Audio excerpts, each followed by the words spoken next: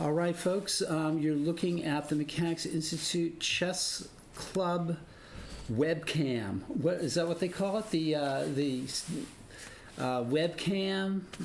My name's Paul Whitehead. You can't see me yet, but you will in a minute. You're looking at the oldest chess club in the United States. Round 8 of the Tuesday night marathon is underway. The last round of the Tuesday night marathon. And we have a player in clear first, Conrado Diaz. And he is playing FIDE Master Josiah Stearman. The luckiest chess player in around these parts. And let's see, there's an incredible week of chess we've had just recently, which has left me tired and confused and overawed and amazed.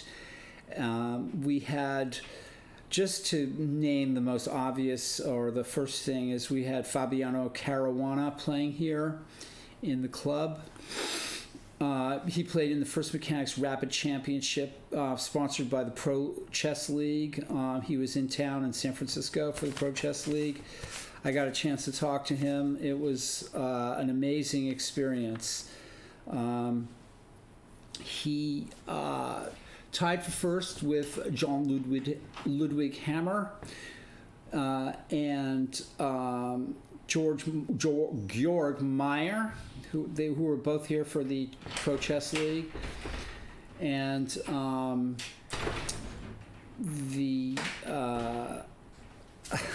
somebody's trying to get into the door here. I'm going to help them.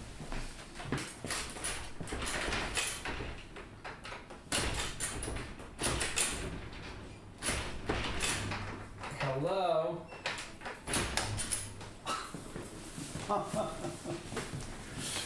Okay, so I managed to let some folks into the chess control room here, and here we are in the chess control room. As I said, my name is Paul Whitehead. I'm a FIDE master. I joined the club here in 1972. I've worked here for the last 7 years. And I've seen some amazing things, but hardly anything as amazing as I've seen this last week with one of the strongest chess tournaments ever held in San Francisco. I think it's a toss-up whether this or the Pan-Pacific of 1995 was a stronger chess tournament. I'll leave that to the historians. There's an argument could be made either way, but it was an amazing evening. We had Caruana here, and we're doing a broadcast, so we're going to try not to have people's midsections. Anyway, I want to talk some more about that, but the first thing we're going to do is, this is round 8 of the Tuesday night marathon, the last round. It's been a dramatic tournament. We've had Patrick Wolf playing here, Grandmaster Patrick Wolf, and he decided to drop out. The tournament is, it's tough can be tough on the older participants. He's a bit rusty and moving on, in the last round here, we have Conrado Diaz, who is a full point ahead of the field, and he's playing Josiah Stearman, and we're going to look at that game right now. Let's go back to all the way back here and see how this happened here, that Diaz just basically ended up with a losing position. And this is an opening I played with Black against a nice way to play against the close Sicilian. And Black has various options here. Could play d takes e4 or d4. So far, this looked pretty normal. And then this happens. And perhaps Diaz just didn't know about the theory here. Queen f3, I think, is looks like almost a winning move, and I think that Diaz's play was probably inaccurate, or maybe just outright losing, and so he loses a pawn, and the queens come off.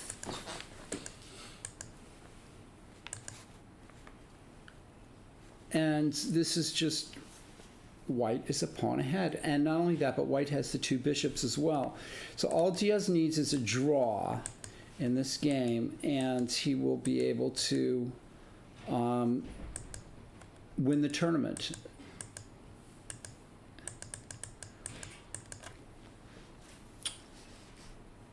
I think this is probably a pretty straightforward, not necessarily, easy, straightforward win for white, but white is definitely in the driver's seat. Okay, let's go. Stearman has 5 points. Diaz has 6. And the only other players with 5 are Eric Lee, Paul Chambers, and Elliot Winslow. So all of them have a chance to tie the incredible Diaz in this game. So let's look at what's going on in this game. Yeah, okay, I'm gonna keep my voice down a little bit, and we'll make sure that I'm talking loud enough. And let's see, this is an opening that I'm not very familiar with. Slav, fairly typical sort of position.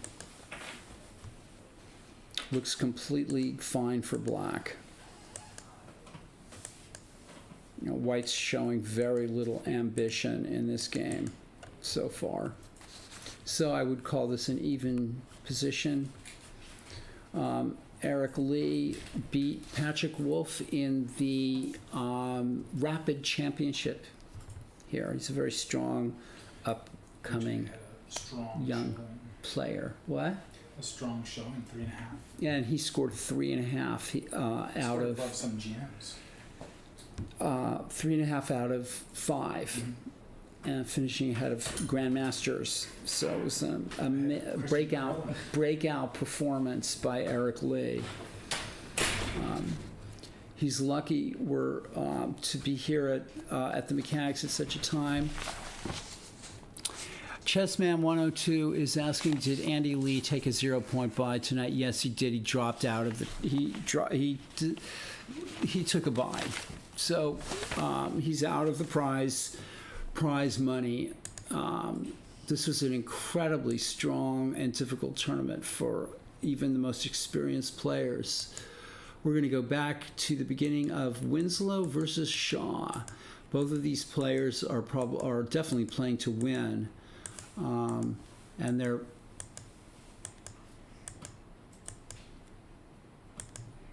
we have a sort of a Dutch stone wall. We have a Dutch stone wall, and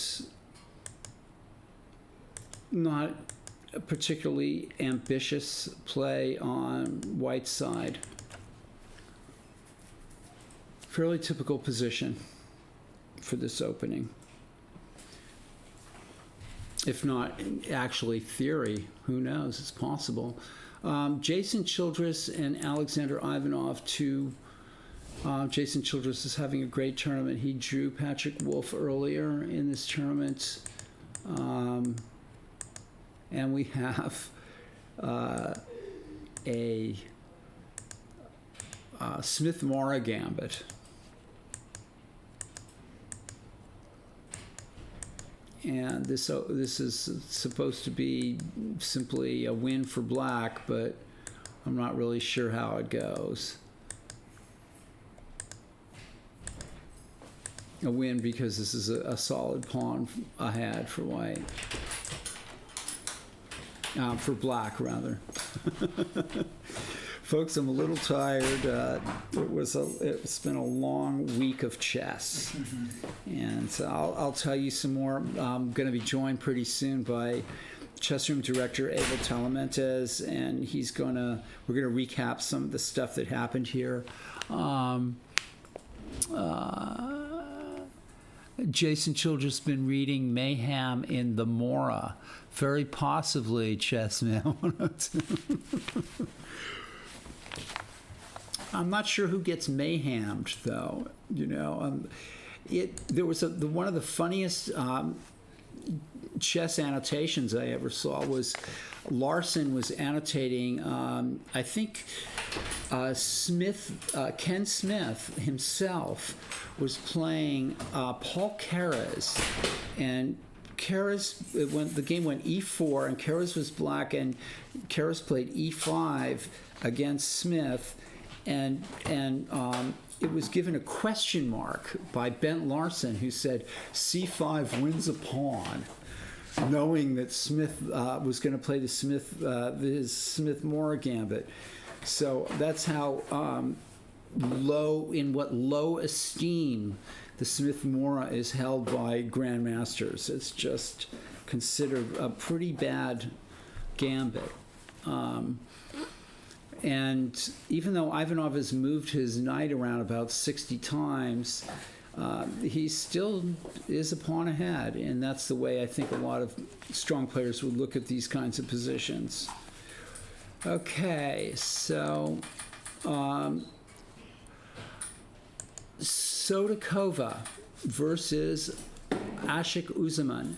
And Natalia's having a great chess tournament, and she's a great commentator, and I hope she shows up here in fact, you can't see Abel, but I'm going to ask Abel, the chess room director here, to bring her in if she's finished. Absolutely. If you want to sit down, Abel, if you're ready. Okay, so we can look at this, or we can have a little chat. Sure. Yeah, no, I mean Natalia, I'll definitely get her in here if if she finishes her game early. She's notorious for not finishing her games early, but we've been fortunate sometimes that she does. Yeah, she's a great commentator on chess, and it would cheer me up.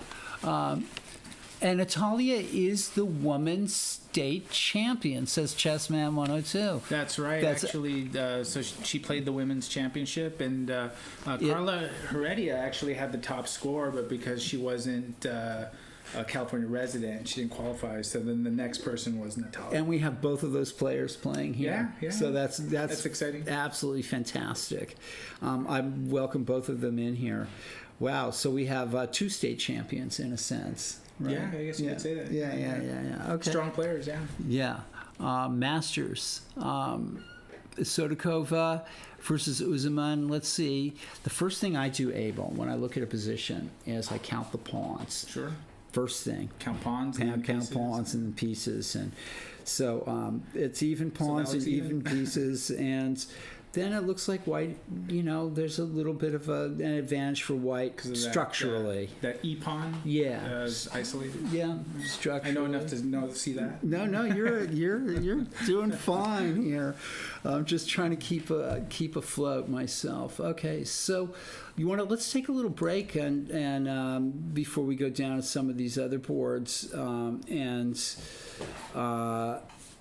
tell us a little bit about what's been going on at the Mechanics Institute Chess Club. We've had a few things. Has a couple of events going on, but no, it was the most exciting few days of chess that I've ever been a part of. Really, it was exciting times, and we had the Mechanics. Let's start. Yeah. Oh, let's start with Sunday, the most recent event, and go backwards. And then we'll tease kind of the main. Yeah. Let's go. Sunday. So Sunday. So this was Sunday. We had the Shutt, Brandwine, and Jay Whitehead Memorial, and we've talked about that on this program. Yeah, folks. And so we had a great turnout down there. Raditsky came out.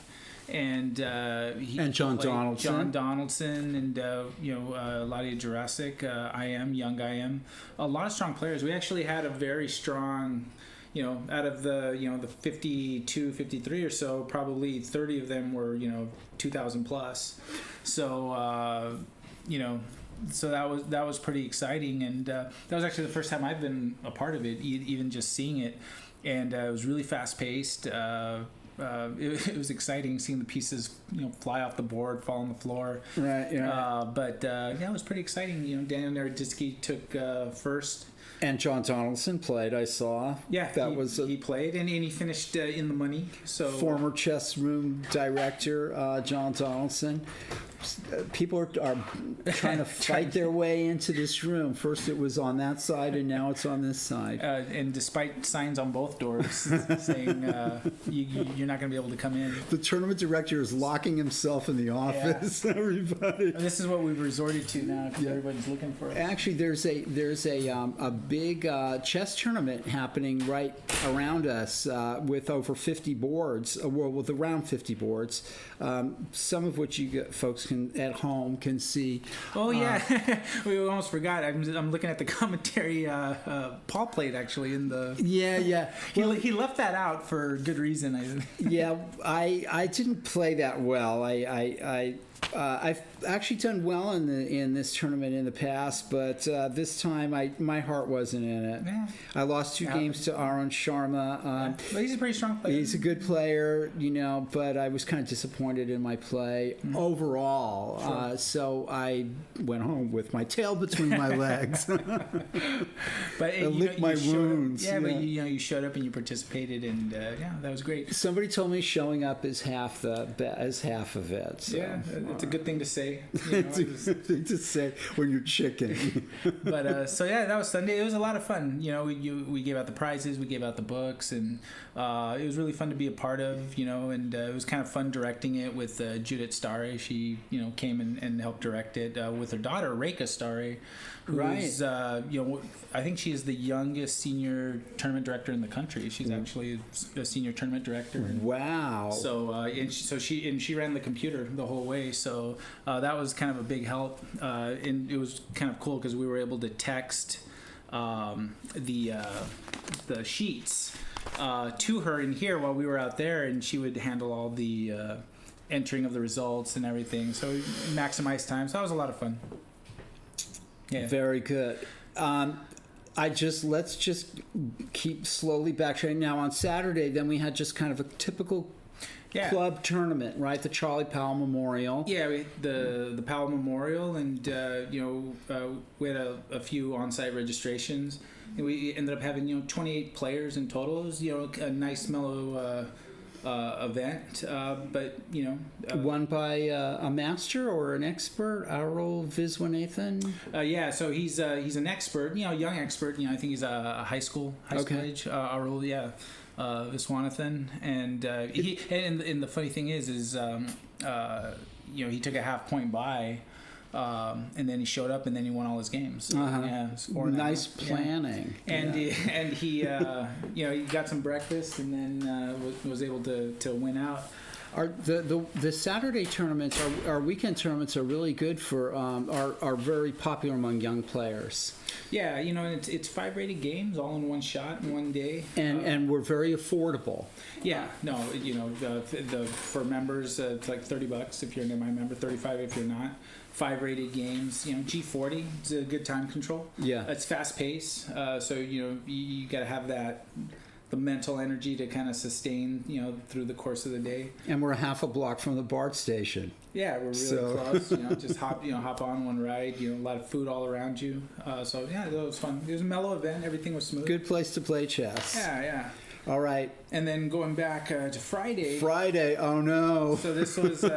Friday, it's almost too much. Friday was like part 2 of the Pro Chess League kind of being in town. And so we had a simul in the... Well, not only that, so we had a simul in the main chess room at 1 p.m. with Grandmaster Eric Hansen. Oh, that's right. Okay. Yeah. And he was actually a lot to fun. He was, he did a 15-board simul. I forgot all about Friday. Yeah. I was going to run back to Thursday. Yeah, trying to get ahead of yourself. But so he did the simul on Friday, and actually one of our club regulars, Marty Cortinas, got a draw. We have the game. We'll put it in Friday's newsletter. Okay, the only draw. Only That's draw, right. yeah. Did we keep that game? Yeah, I have it. Okay, good. And wow. But he was a lot of fun. He was interacting with the players as he was playing. And in the other room in the cafe area, we had the Pro Chess League. They had their media day, so every team brought all their players, and it almost looked like a press conference feel. It did. It was like the Hollywood Walk of Fame or something with all these chess players. It was kind of cool because... and the commentators from all over the place. I forget their names. I shouldn't. We had Anna Rudolph was here. Anna Rudolph and Botez. Is that her last name? I think Botez. Alexander Botez. And then we had the Danny Ranch, and the regulars. The regular, I think was here. John Ludwig Hammer actually came down. And actually, the kind of fun part is that early in the morning before that, I came in and Greg Shahadi was in here, and John Ludwig Hammer was in here, and they were just playing a random blitz games with people that just walked in. I've walked into the club and seen grandmasters, Patrick Wolf and Nick Tefermian playing and stuff like that. Yeah. This is an amazing place, cool. folks. And you could see people; they were excited to get a game with them. And it was just literally casual. They came in, they were there, and playing chess. Yeah, dropped the challenge and they played. It was a lot of fun. Yeah. That was exciting. So now we go to Thursday. And so we had our first, one of the things that we've been trying to do is really promote a rapid chess. So even before the Pro Chess League and all of this happened, we started our Monday night rapids just because we thought rapid chess, is kind of something that's happening, something that's exciting for the players and engaging. Right. And so we've been having our, every other Monday night rapids. But then, the Pro Chess League was going to come to town, and, they had reached out to us to say, would be interested in, kind of working with them, partnering, and with their stuff. And of course that was great for us because it was right up our alley of what we were doing, where we were going. So even like philosophically it was a really, really good fit. Yeah. And so we did that, and originally what was supposed to happen was they arranged for John Ludwig Hammer to come and just play the tournament, right? That's all I heard about. Hammer, and then suddenly it was Hammer and well, what happened was so they were going to bring him and only him. That was actually the plan. Right. And then I said, I have some contacts that I can reach out to, and you can get some more stronger players, and it can be kind of a fun event. So, I reached out to, Sviata Zoria, Steven Zurich, Kostya Kavutsky, a lot of other players that I know, and asked them, hey, we're going to do this event, it'd be a lot of fun, can you make it out? And they all said they would come do it, right? Which, I felt, great that, they would come out and just support. And even then it's, it's still sort of, just come and, have fun and have a good time. Sure. And then just kind of one after another, stronger players and club regulars were starting to sign up, and it was still kind of a mellow, registration. And then I asked, Sam Shanklin if he wanted to play. Sam Shanklin. Yeah. So then he signed up. So then we started sending the list, the updated list, right? And it just kept getting bigger and bigger. And then on Wednesday, before the Thursday event, in the morning, I got a text from Grandmaster Christian Kurilla, who's a friend, and he said he was going to be in town. And I asked him, is Fabiano with you, right? Are you guys going to be hanging out? Right. He said, yeah. And then that's Fabiano Caruana? Yes. Okay, yeah. that Fabiano. So then, he said, yeah. And I said, hey, we're doing this rapid event at night. And then he's asking what time. And when he asked what time, I'm thinking, all right, the door might be open to try to go. Sure. So I told him, come on, it'll be a lot of fun. It'll be cool. And then, 30 minutes later, he said, we're in.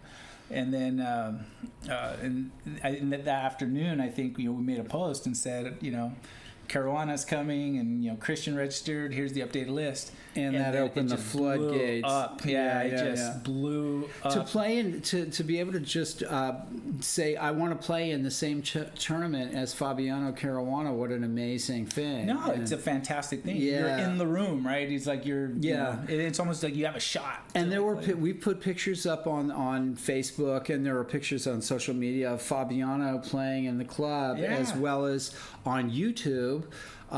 Fabiano came into this room and talked to me, and I got a chance to ask him some silly questions. No, but, they were good questions, and actually, people can still rewatch that whole broadcast, right? Right. If you go to YouTube, our YouTube Mechanics channel. Chess, Yeah. You can still see that, but it was just kind of funny because then once we announced Fabiano was going to play, I was getting texts and emails from Robert Hess and put me in and Danny Wrench. Sure, change the schedule. He wanted to play. Like everybody wanted to play. So who won the tournament? So it was if I don't know. It was a three-way tie between Fabiano Caruana, John Ludwig Hammer, and George Meyer. Actually, it was a three-way tie, 4.5 out of 5. Hammer and Caruana played in the last round. It was a tight. What a great game that was! Yeah, actually. It came down to seconds, literally. They drew, and then Meyer beat Kirilla in the last round. Right. And so that was the three-way tie. And Chirilla or Kirilla? I always say Chirilla. I always said Chirilla. Judith always called him Kirilla. She's European. I'm not. I'm going to defer to her. Maybe she's going to chime in on the chat. Right. Okay. I see. And thanks for your kind words about a good tournament for me. But right. We'll see. I don't know if that makes you feel any better. It does. You make me feel a lot better. But no, I mean, just the atmosphere was absolutely electric, and anybody that was here in the room, it was amazing. testifies that. It was incredible. And it was a smooth event. Just everybody was excited to be there. And for me, what was kind of exciting is these high-rated, strong people that were there playing. They were taking pictures, and I know they were posting on Twitter and their Instagram. And all here this I stuff. am with Fabiano Caruana. This was the place to be that night. It was, and Sam Shanklin. Let's not forget the numbers. The two members of the Olympic team. It's amazing. Yeah, no,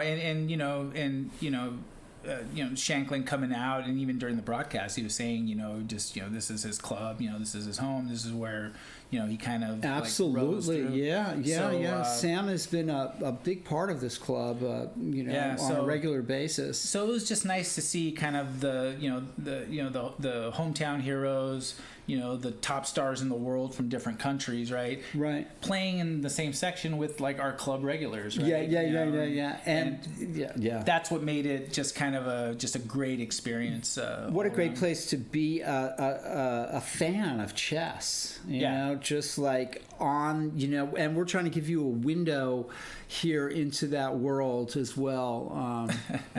And U.S. Chess actually, and then the next day, U.S. Chess had written an article about the event, and that was fantastic. Which was to fantastic. read that. And what I didn't even great... know, right? The person that was writing the article asked me to send pictures, and then I said, they had already written an article about it. And what a great article. And it's in the chat right now. I think Judith put the link to it. It was just fantastic. I mean, if you're a fan of chess, and for us, it's just a pleasure to kind of be a part of that. Absolutely. And while we're in the chat, I just want to give a shout out to I was the chief director of that event, but Judith Starr was the deputy chief, and she was hustling back and forth, as you could see in the broadcast, making sure we got all the pairings right and everything, and just everybody. I mean, you were amazing in the broadcast. Nick DeFermi was amazing. Nick and I, Juan Sendejas over there. I don't think you can hear us, but everybody just worked hard. Everybody did their part, and just everybody came together. Everybody had a great experience, and I got a lot of emails, and that the players that played it had a lot of fun. So it was just fantastic. Yeah, it was. It was an amazing event. It's incomparable to every amazing. I mean, the Mechanics is a place where these kind of electrifying things happened. Last year we had Hu Yifan here. Just another. Tremendous personality with over 100 people, world champion people, and it goes back, to days that I've been here, when Tal was here at the club and Smyslov, and days when I've not been here, when Petrosian and Fischer and Spassky and Karpov were here. So this is a tradition. And Capablanca. Let's not forget Capablanca. So this is an amazing place to be a part of history. Yeah, we're lucky to be working here, and that's the feeling I think that we all got, is that not only was it a good time and it was just fun and it was memorable, but I think everyone felt that they were kind of living and being a part of history at that moment. Sure. Yeah, it was just amazing. Yeah, it was fantastic. Yeah. So well. And now we're tired. We're dog tired. We're tired. Here running the TNM round 8. We're more tired than the players, but it's a lot of fun, and we're looking forward to. What are we? What's in the future? Like maybe in the next, just in the next couple of months. Let's just say a couple of months. There's a Cal Chess event being held sponsored by the Mechanics and at the Mechanics Institute. Yeah, we're organizing it here at the Mechanics Institute. It's the weekend of May 17th through the 19th. It's the Cal Chess Senior Championship. How about that? So if you're age 50 plus and not me, you want to go for a state. Actually, I'm only 4 years away from that. Okay. It's it's a 3-day event, and there's a 2-day option. FIDE rated, game in 90, 30-second increment. The 2-day is a G60. Chessclub.org, and you can see it. And we're also in Chess Life, right? Yeah, and it's you can register online. It's a state championship event going to be held here at the Mechanics. So we're running it in partnership with the Sacramento Chess Club. So John McCumsky will be here directing as well. How cool is that? It's going to be a fun event, state championship, and I'm looking forward. There's more action. We're trying to be innovative here and do new things and just run, high profile events. Right. And I feel very soon, there's going to be more high profile events coming this way. And we're very responsive, I think, to ideas from people. I've noticed that's been something that's been going on here. That since you've taken on this job, like that, you're responsive to new ideas and quick to act on things. Well, and so I want to give you a shout out about that, and let people out there know that if you've got some fantastic idea for the Mechanics Institute Chess Club, it's your chess club as well. So. Yeah, and one of the things is, we get a lot of ideas, and obviously, we don't run with every single idea we think of, right? But, one of the things that's great about being here, and I have to give kind of kudos to, the chess committee here, Vladimir Narodzitsky being the chair, Mark Pinot, Patrick Wolf, Mike Hilliard, who's playing, and others, is that, the innovative things that we try to do and the new things, they listen to them. They're always there to support. They always ask, what do you need from me? What can you do? And they just sort of kind of get out of the way and let us do our thing, right? And they have faith in us. They have faith in you and us. Yeah. No, it's great. It's terrific.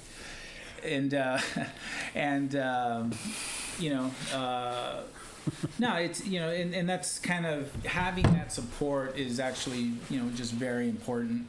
And Mark Pinot played the Rapid the other night. Yeah, we had one of our trustees here, and a chess committee member, as well as Vincent McCambridge, and Patrick Wolf was here. So there actually is every bit a part of what we're doing and kind of living it as well, right? Right. So they see the energy and the excitement and everything, and they're big time. They're fans. Yeah. I'm fans of them. For entrusting me to kind of try out new ideas, and one of the things they've said, if ideas fail for whatever reason, that's perfectly fine. You always move forward, and we know not everything is always going to work. Right. We had an event a few months ago, and we've asked Carlsen to come here, and where is he? We're constantly challenging. Hey, it has not escaped my mind that this Rapid event could kind of get that energy to a point where if the Pro Chess League has a final and Norway makes it, and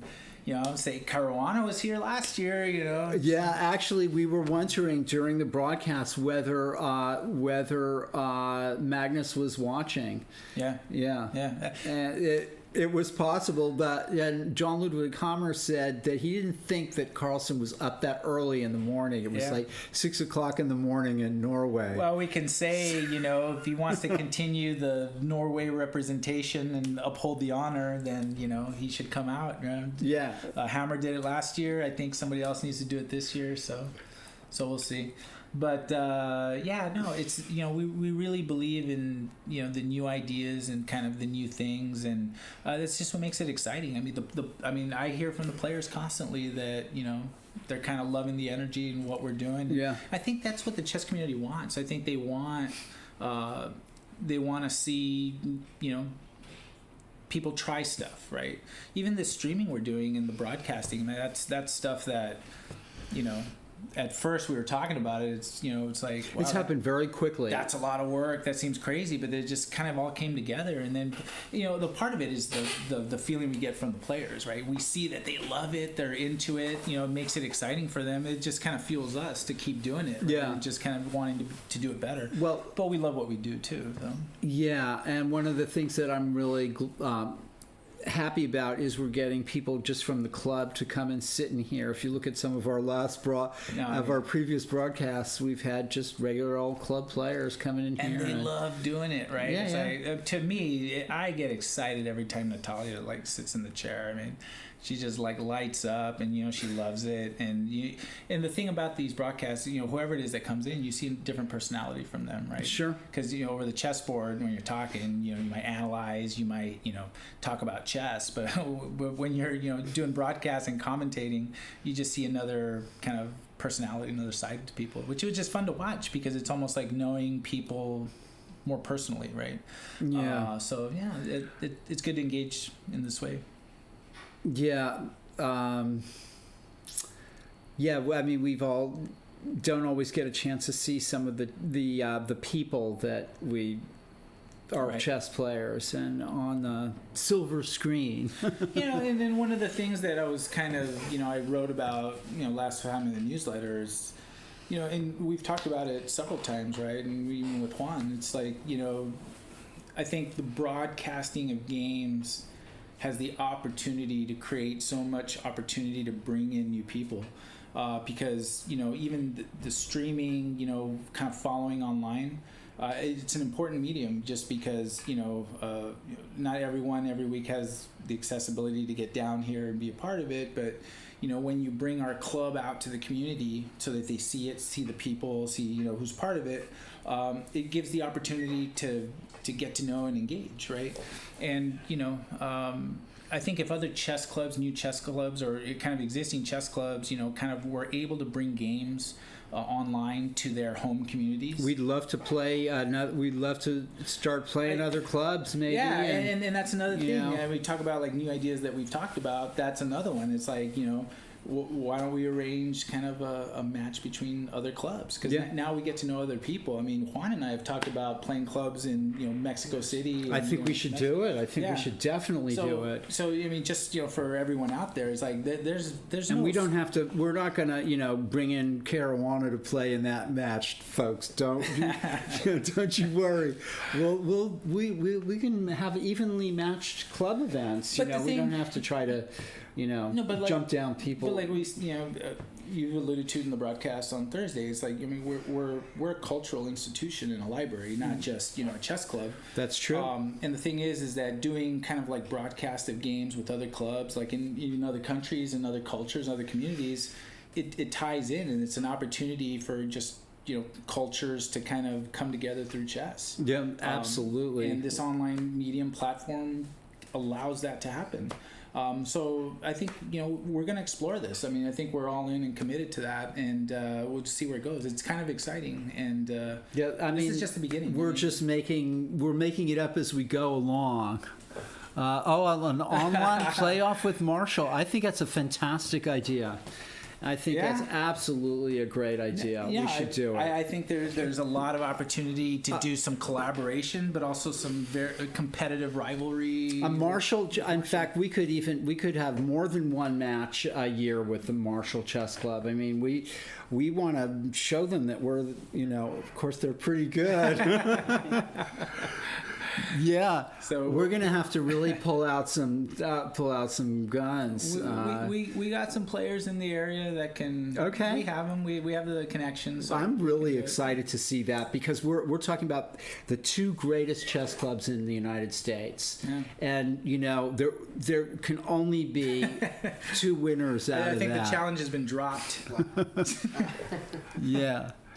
Perhaps a league of chess, of Clubs. internet chess clubs playing just. I don't see why that can't happen because I mean all these clubs have their own TDs, right? So a couple of DGT boards, Yeah, I mean I don't see why with the DGT boards and a tournament director there, but you just make the moves on the board. We can start with chess.com for now. Yeah. So I think it could happen. I think it could happen too. But see, and I'm glad people are seeing this. Like, just out of the blue, these ideas that we talk about, like even like right now, this actually happens on a very regular basis here.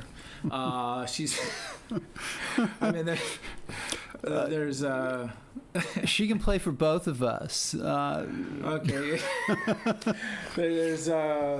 There's some friendly rivalry going around here in the chat, but but literally just the conversation that we're having now. How about Hans Neiman? There's a name for you. He's definitely New York. Right? Yeah, but he grew up in this club. Here. Yeah. He's the youngest winner of the Tuesday Night Marathon, I think, ever. He won the Tuesday Night Marathon, and I think he was 3 years old or something like that. Top the field. From her high chair, she was able to... Him, yeah. And actually, I saw him play last year because I think he played the U.S. Cadet, and it was in San Jose. And he was there. I believe he won actually, and Josiah Stearman was there playing. Wow. So it was a tough field. Yeah. I mean, the ideas they're nonstop. The thing is selecting which ideas we're going to go and what we're going to prioritize. Right. But the ideas here all the time. I mean, we're always talking like this, and some of them we go with and we're successful. Right. And right. some of them we go with and they're not successful. But that's who has won the most Tuesday Night Marathon? I think it must be Elliott. By probably we can actually look it up. I mean, we can just go back, and I think it must be Elliott. We should probably profile Elliott. Elliott's had more opportunity than Josiah, right, to win the. Yeah, but Elliott just has been. He's been great with and Conrado's won a couple, I think. So I mean, but Elliott's a stalwart. Yeah. And we should probably profile him one day. Yeah, sure. He's done a lot actually in chess in different areas. So. But I'll profile him one day in the newsletter by showing a game that you clobbered showing games that I clobbered. So like 50 years ago. Paul's newsletter specialty is profiling, all the great masters of the area that he's pulverized in games and publishing those games. So luckily, they were saved. Otherwise, I'd have to make them up. No, that's been fun. I mean, I've had a life in chess, which has been actually very lucky. Your story that's coming out tomorrow in kind of a special newsletter, the Ireland. I know from what you told me about it. That's kind of a fascinating little chess story. Oh, well, going over to Ireland when I was 23 years old and finding myself the strongest chess player there. It was so I won a few tournaments and had a good time. Yeah. I drank a couple Guinnesses. Before you got off the plane.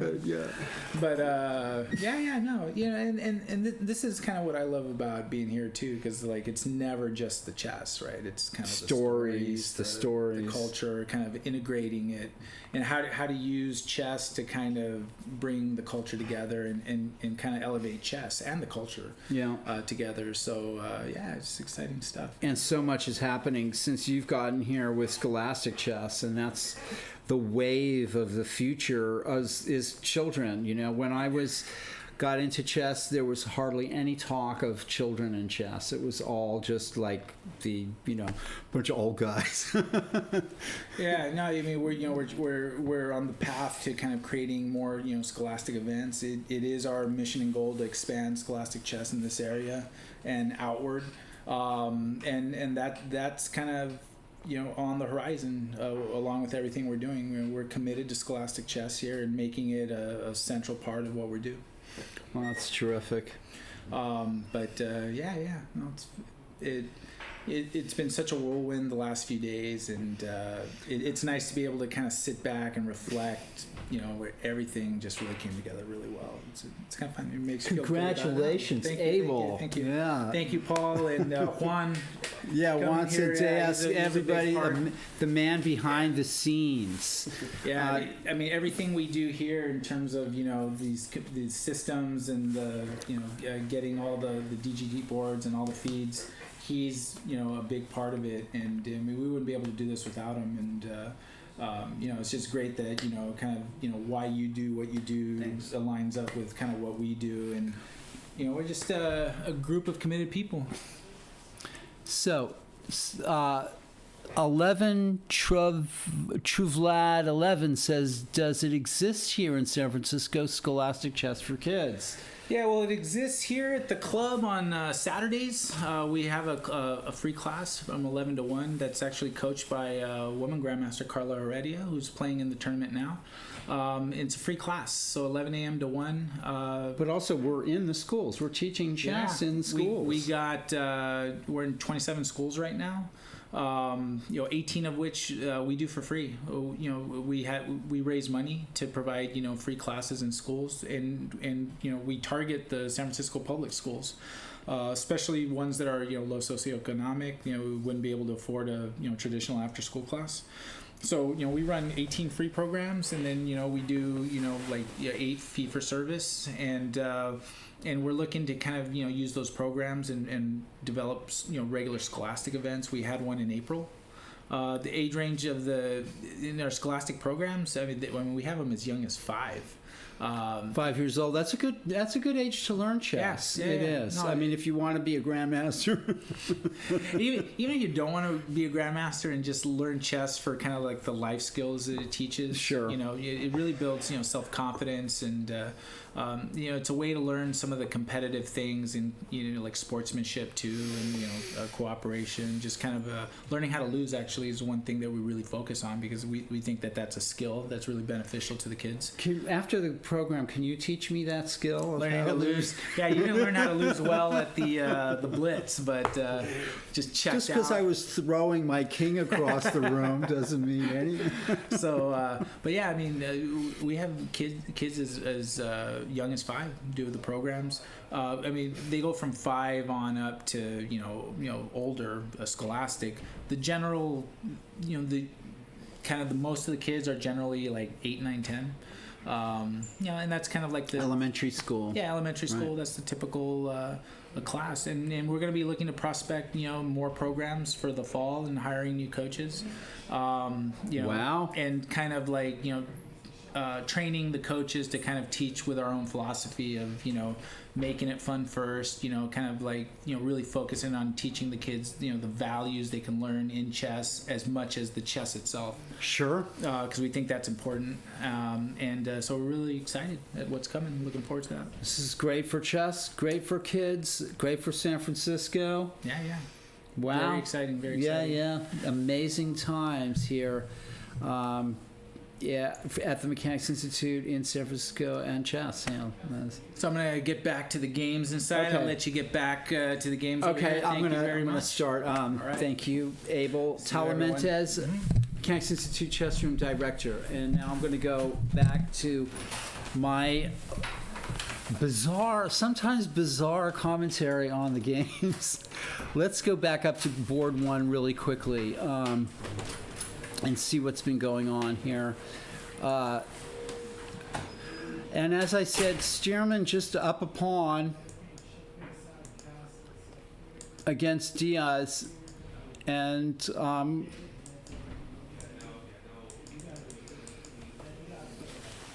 so Conrado's making it difficult for White. what's a good plan here? Not, and White's going to have to make some kind of progress with maybe b4 or e4 and e5 or, some kind of. Let's go back here, just one move. Okay, so it was possible. I mean, is it possible to play rook f7 check in this position? And knight f7, rook f7, and then if rook d7, king d7, bishop b7, with an awful lot of pawns. 3 pawns. End the exchange. I think there's 11 True Vlad 11. There's Scholastic chess all over the country in different spots. But right now, I think that the Mechanics Institute is. I think we're in some. I'll ask Abel, but we're also in some communities around San Francisco as well, not just inside the city limits. I think Burlingame. The Mechanics Institute is in Burlingame and maybe a few other places. So this was a possibility, I think, rook f7 check. I'm not sure. It could very well. Hey, Erica, how'd you do today? I won. Cool. Here's Erica Malkin. We're looking at some games. Erica Malkin you've been playing chess here in the club for how long? About 10 years. 10 years. My gosh. Yeah, I was here when I was like 8, 9. You're here when you were 8 or 9. More than 10 years. Pull up a chair. Oh, yeah. And we're just this is just like yakking. I mean, we have some people out there that are, that are talking to us, not many. I mean, we've probably got we have some people that are watching. We're on twitch.tv, and then we archive these to YouTube. Great. And so on and so forth. And I didn't want to do this the last 2 weeks, and now I'm here again. Well, here you are. And so we're just looking at, and so you won your game. Yeah. How many points did you finish with in your 4? 4 points? Yeah, I drew every game but my first, and then I won this one tonight. Wow. Yeah. It was Wow. a very good tournament, but Not for a me. very good tournament? Not for me. Okay. All right. What section are you playing in? Over 16, but under 2,000. Okay. So you probably didn't win all the marbles, right. but yeah. I was the only woman in it, though. In our your group. section, yeah. Yeah. And 4 points. We have actually, I think, a prize for the top woman chess player, depending on their score. Hopefully Now, all the other women lose. if Natalia loses, let's see. She's tied at 4. I checked. If Natalia loses, she's got 4, and Carla Heredia has 3.5.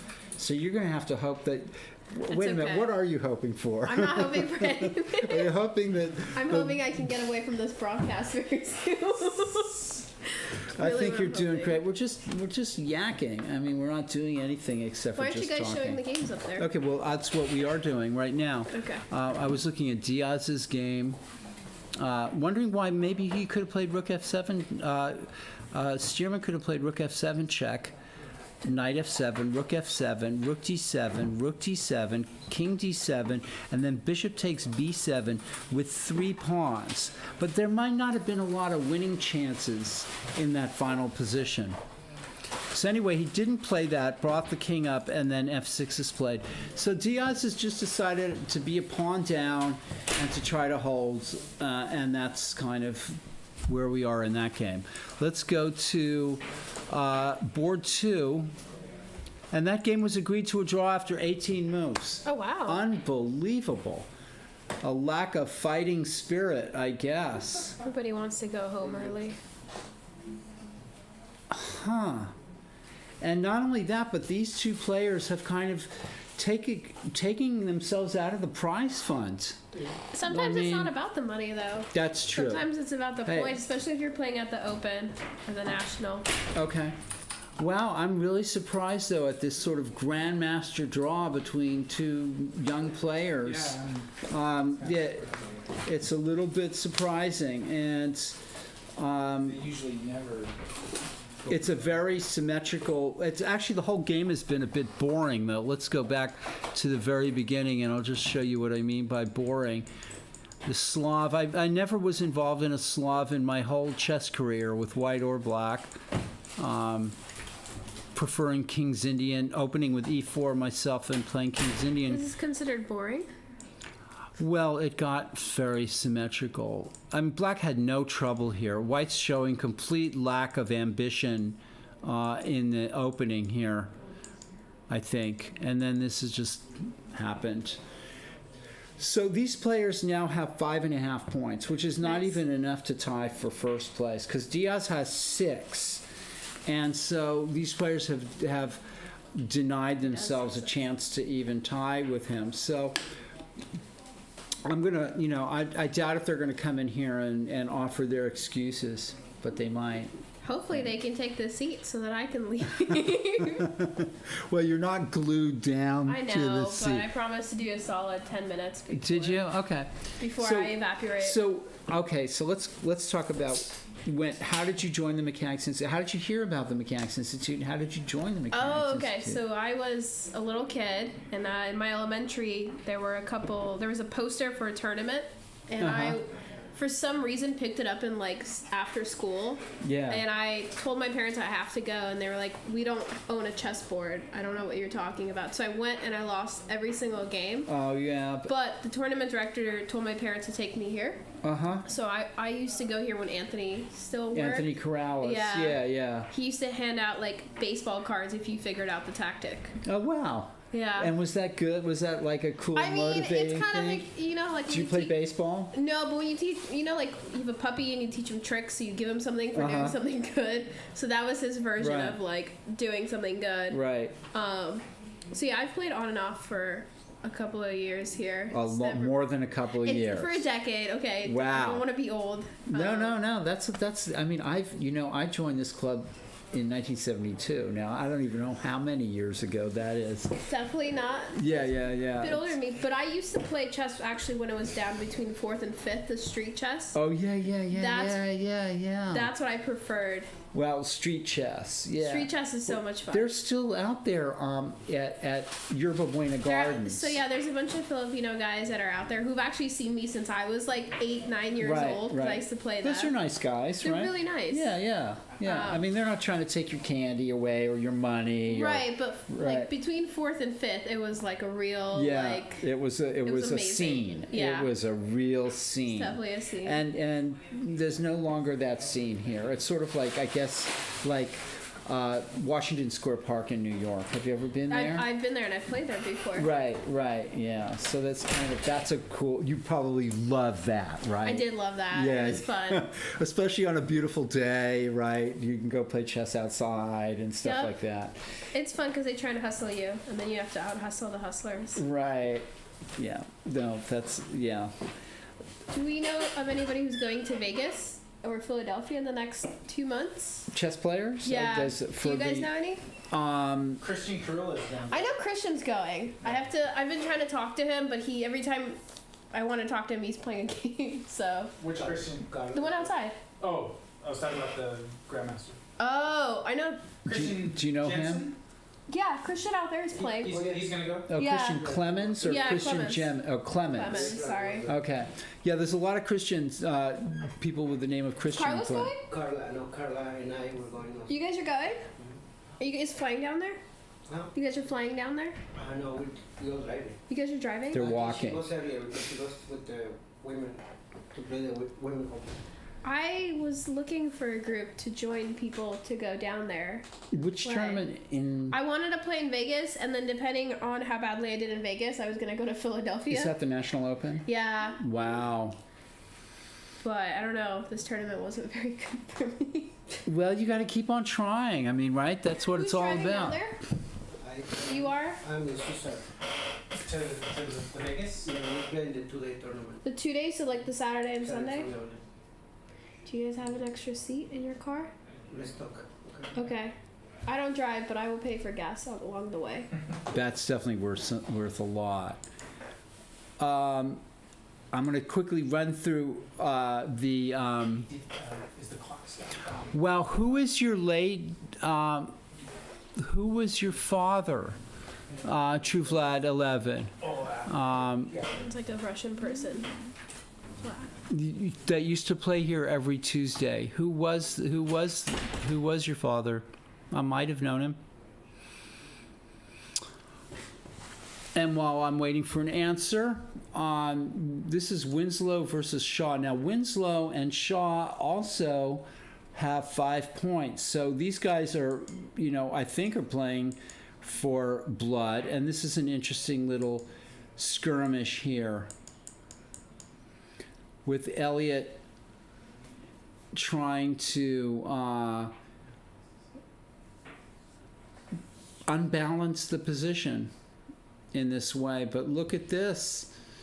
The D3 pawn is now, if queen D3, bishop takes G3. So this was a little risky on Elliott's part. Let's go back a move or two. And white maybe could have just played a simple pawn takes C4 here, and the position would have been kind of static. But instead, Elliott plays pawn takes, and then He pushes. yeah, plays B5, and then rook FD8. And now we have a problem. Elliott has a problem here because of queen D3, bishop G3.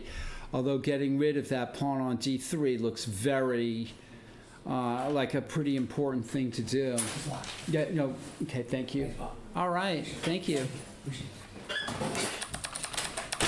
This is a chess clock that we use at the club. Are you just showing people different things at this point? Sure, what else? This is not from Game of Thrones. I saw that too. And you know what, folks? I don't know what Game of Thrones is. It's boy. a TV show, right? And all I know is that there was some problem with a Starbucks coffee It cup was in a scene. in a scene that was supposed to be. It was just not supposed to be in there. So, hey, I think Starbucks is supposed to exist. this Starbucks coffee perhaps exists in another world, and here it is. So look how contemporary we are here at the mechanic. So Elliot, I don't know, Elliot, what have you done? You've tried to mix it up and perhaps given your opponent his own chance. That pawn on D3 is horrible. I don't even want to think. You might just have to play queen D3 and allow bishop G3. I mean, you don't want that pawn staying at D3. Well, anyway, let's keep going. Here's Childress Ivanov. This is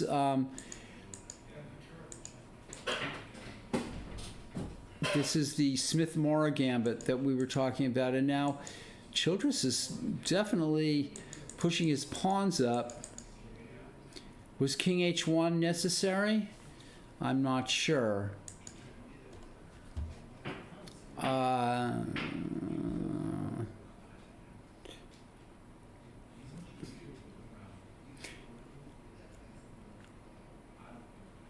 So ED6, knight D6, knight D6, bishop. I'm trying to take advantage of see a tactic with the hanging knight at A5. And so, you folks back home, if you see anything, Mario, what was Mario's last name? I'm not sure. Paul Mario? No, I'm not sure. Why is the knight hanging on A5? Well, it's loose. It's not hanging, but I'm trying to find a way for white to maybe play to try to take advantage of that knight, by taking on D6. But it looks like black's holding that kind of position. But also, it looks like white could play F5 here almost. And if G takes F5, knight takes D6. So King H1, I'm not sure, it's a very tactical situation, but to me, I'd be looking at trying to unleash this bishop at H2. And f5 looks like it was a possibility. What does black do next? What's black do next? Yeah. Black played bishop c6. Why is d5 a bad move? Out of curiosity. Why? Black playing d5? Yeah. Well, it would kind of lock up the game, and then white would maybe go for a kingside attack. It would make it easier for white to attack on the king side. So, by keeping the center open, and also that bishop, that's a good move, because look at that, it just kind of cuts, it kind of paralyzes that knight at e4. Couldn't you have done, so if you had done d5, the knight would have had to go somewhere, correct? And Yeah. then you could have brought the bishop over to c6. But then the knight could The go pin. to d4. See? Okay. Yeah. So I think black is correct in not in trying to keep the position fluid, and by playing this way. I've got to like black here. Yeah. White still, king h1 is starting to look like a loss of time. Manas Paldi says hi. Hi, Manas. And you love this setup. Hi. The setup being the view into the chess room, the analysis of the board, and then Erica, Malkin, and I. I'm still waiting to as- disappear. I'm waiting for you to go outside so I can talk to you about Vegas. That's what I'm waiting for. Okay, let's look at Sodakova, Natalia Sodakova's game versus Ashik Uzaman. And Natalia is totally on the attack here. My money's on Natalia. Yeah, that's a strong looking.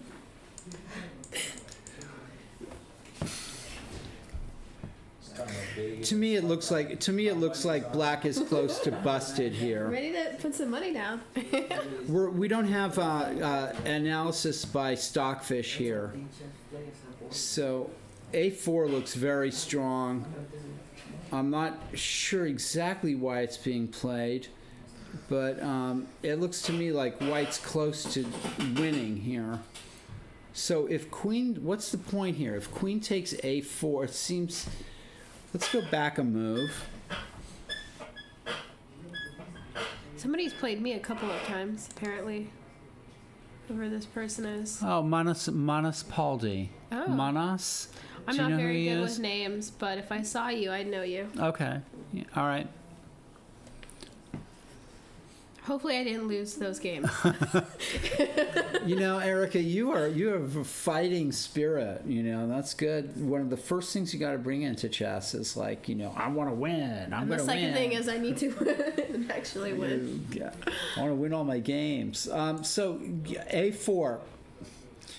If queen A4, white doesn't want to play rook takes B7 because of queen takes D1 check. So is A4 and okay. So black offers the exchange of queens.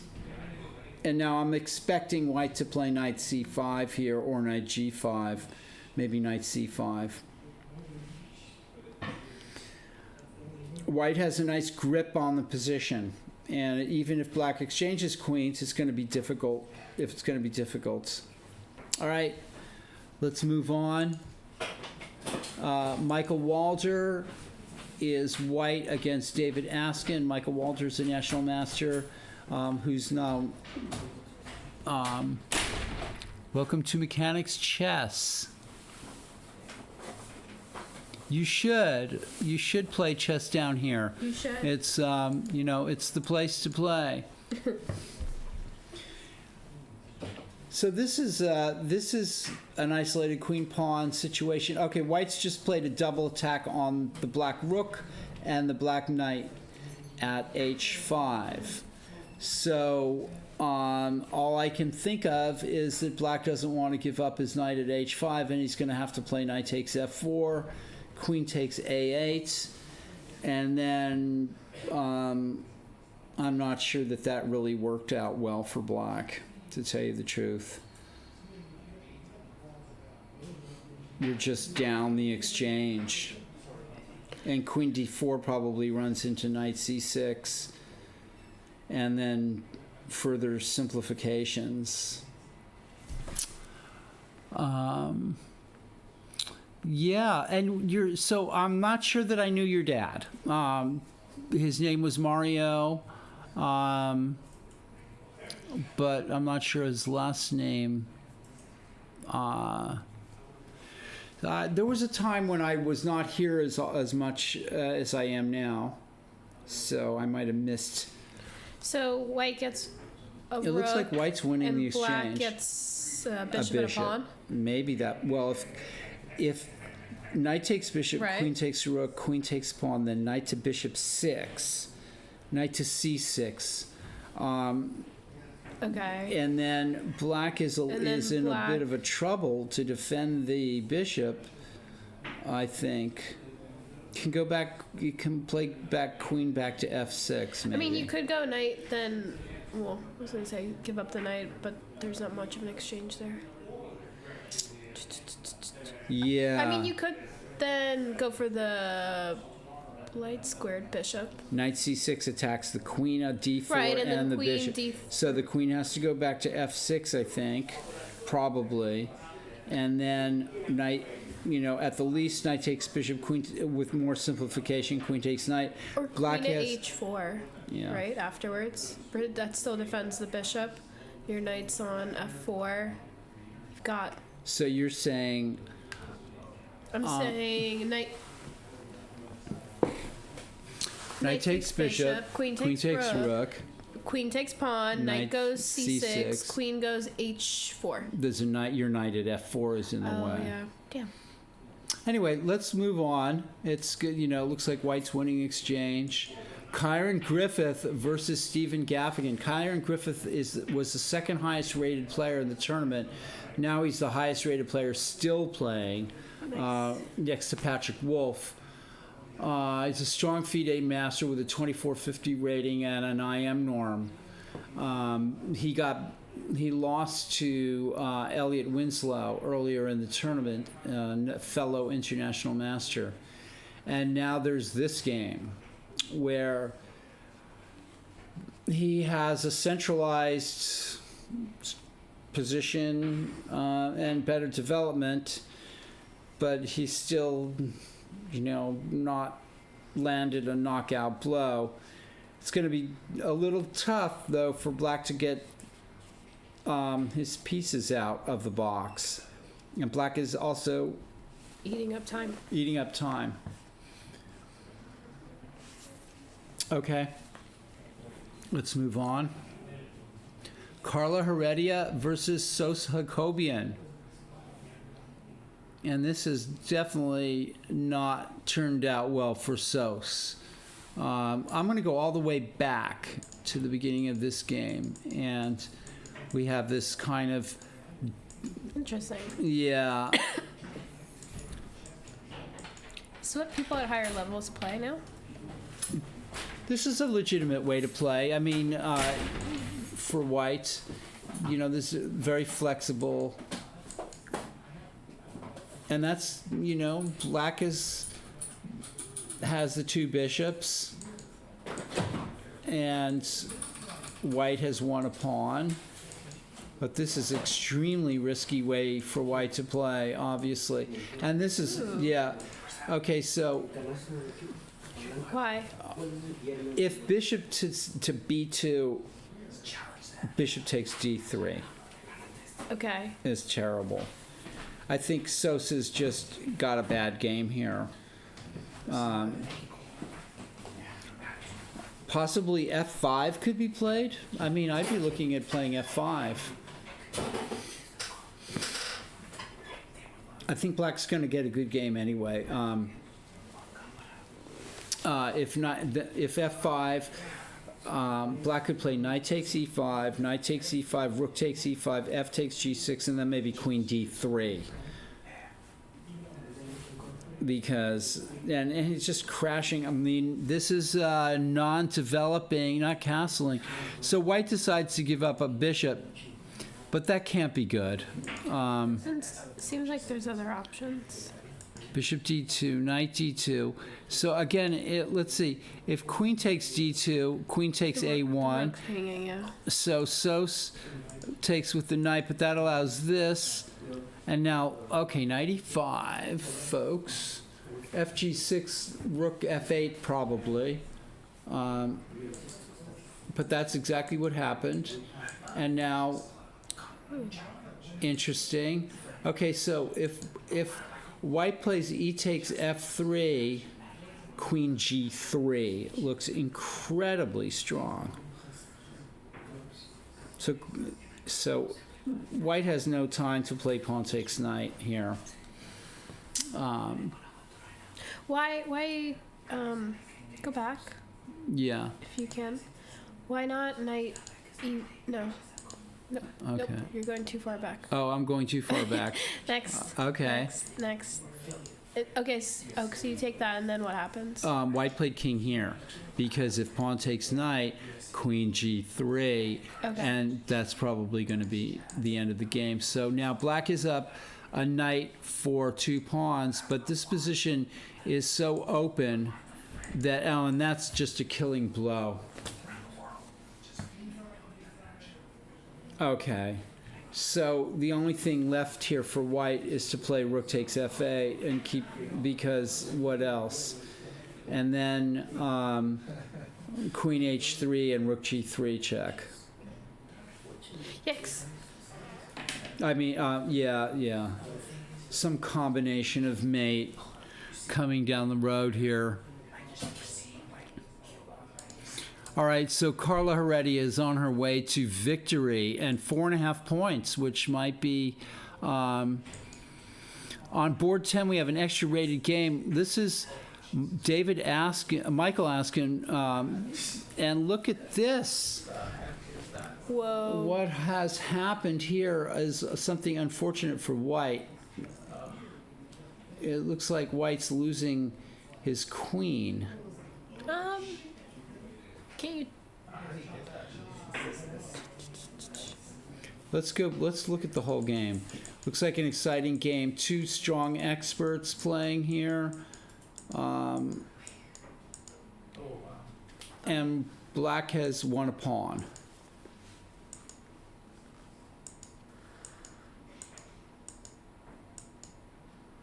Black playing very purposefully and aggressively. And white is doing the same. It's a fun game. Yeah, this is a good game so far.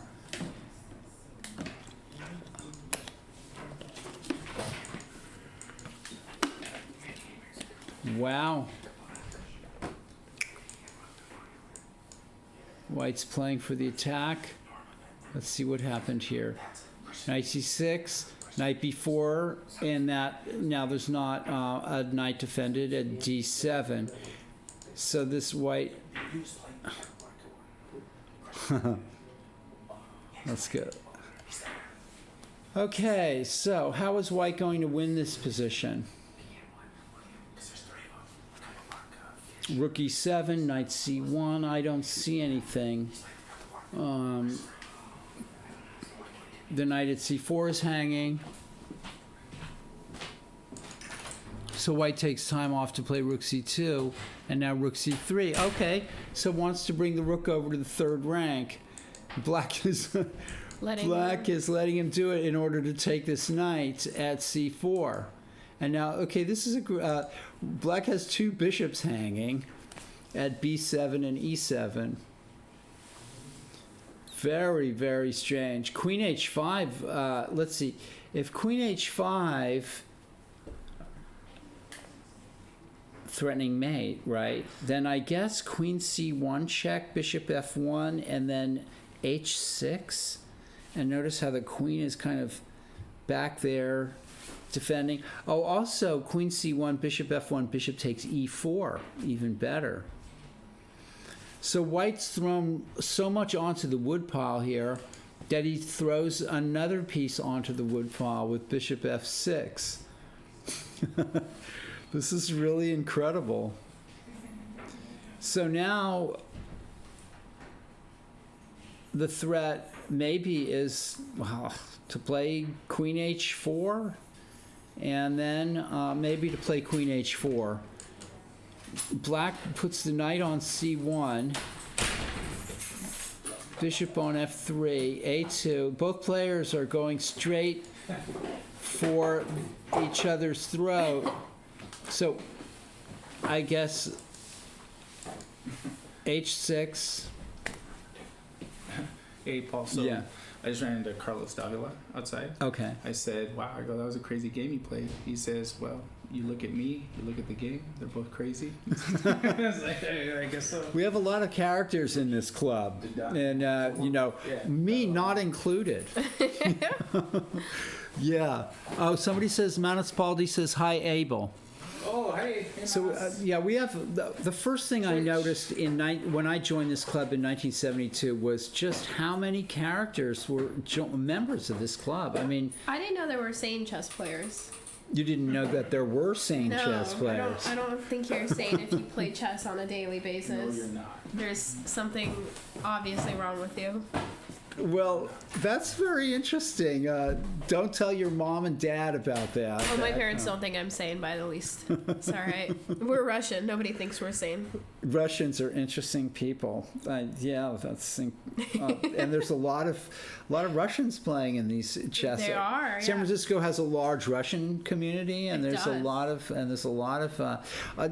But do Russian is Sosa Russian? I don't know. None of them talk to me. None of the Russians talk to me. But he's Armenian. But I think he's Armenian. There's But you don't count him as a Russian, right? Or do nowadays you? he can be whatever he wants. We're in San Francisco. We're in San Francisco. That's a great way to look at Yeah. it. Very interesting. Very interesting. But they don't interact with me. The only person who speaks to me in Russian is my opponent that I played tonight. Who is that? Gagik. I can't say his name. Gagik Babayan. Yeah. Yeah. And I think he's Azerbaijan. Azerbaijan. Yeah. Wow. And Gagik, he's a great character. He's like right out of some kind of movie or something like that. He's the sweetest, though. He's a sweet And old he's a man. painter or a drawer, actually. Is he really? Yeah, he's an artist. How about that? Yeah. He reminds me of some guy that knew Picasso or something like that. It does. And the other thing about Gagik is I noticed that his two favorite words in English are Gagik wins. That's his two favorite words. He says, he comes into the chess room with his score sheet and it's Gagik wins. So that's his favorite. He does get a little frustrated when he loses. He loves chess, and yeah, he's. We have so many incredible characters out here, and if you have out there in chess world land. If you belong to a chess club, you probably have a lot of crazy chess players in your community as well. We're a bunch of Weirdos. a bunch of weirdos, yeah. But that's interesting that the Russians don't talk to you, even though you're Russian. I don't know if they know or they just choose to ignore me, but either way, I'm happy with both options. I've always loved the Russians here playing chess in the club. Everybody from, or the Armenians or the Azerbaijanis and, everybody from the former Soviet Union. It's just an incredible cast of characters from Krasnov to Igor Traub to Oleg Shakhnazarov. I mean, the list goes on and on and on. We had a guy in his late 80s or early 90s playing here, Todortsev. Do you remember him? Mm-hmm. Wow. I mean, some really incredible. Russians are tough. They're very emotional, is what most people don't know. They are They're emotional. very sensitive creatures Oh, internally. You have to dig for it, but internally they're very nice and sweet. I know that. I had a very good friend of mine was Russian in Charlottesville, Virginia, and his name was Zhenya Yanovich, and a great guy. I want to know what happened in the rest of the game. Yeah, let's keep looking. I'm waiting. Hey, we're not here just for chess. We're here for life. We're here for life Oh my God, as you well go back as a chess. move. Okay. This is so frustrating. Okay, let's see what happened in this game. Another wow. queen appeared on the board. It's not mate yet. Look at that. Everything is hanging. It's so good. And we have no computer analysis to help us. Check. Bishop went in between. Check. I think the end is near for... No, because remember, this is where Yeah. this happened. and that was the end of the game, I think. Shanklin still plays here, right? Yeah. Yeah. Yeah. Shanklin still plays here. Not a lot. I mean, he comes in. He played in the Rapid tournament. Before bishop takes, isn't GH6 better for white? Let's see. You mean right here? Should white have played G takes H6? Is that what you're saying? Let's see. And then if bishop takes F6, attacking the queen, I think that should be probably all that black needs, is that one tempo to play bishop F6. Yeah. Does that answer your question? We don't have computers here, but it looks to me like if white plays G takes H6, bishop takes F6, and that's Push pawn for me. if pawn H7 check, king H8. So, didn't quite work, Brando. Brando 321. Are you related to the Brandal 321? I was going to ask you if you're related to Marlon Brando. Somebody's asking, Erica, what is your rating right now? 17, like 20.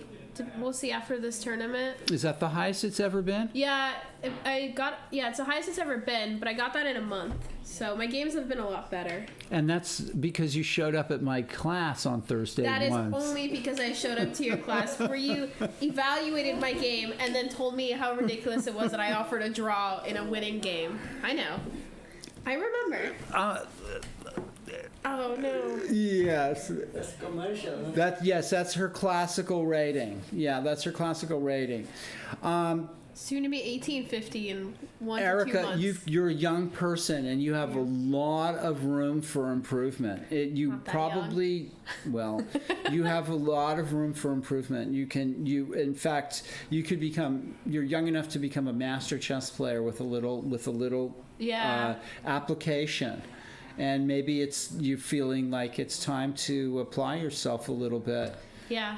The goal for this year is try and hit 19. If I can hit 19 by myself, or even 2, then maybe I'll try again.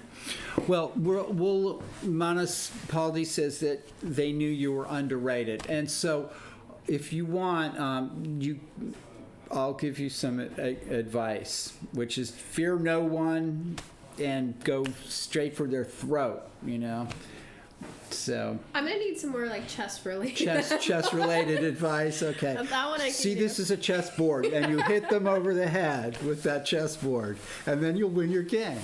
Perfect. Okay, Done. so you heard that. Okay, so Adrian Kondakov won on board 10 on time. Actually, no, forfeit.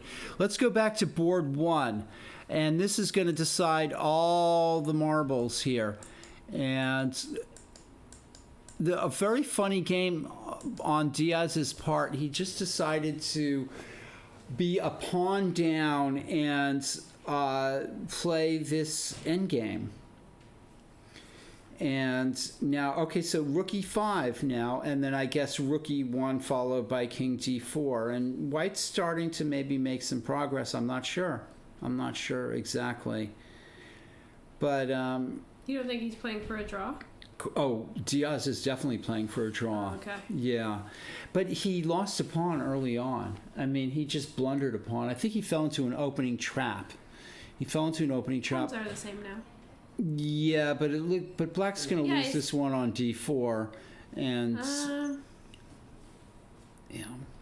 and Stearman's trying to create some winning chances, by opening the game up, but and the bishop has now assumed a kind of a dominant position on d5.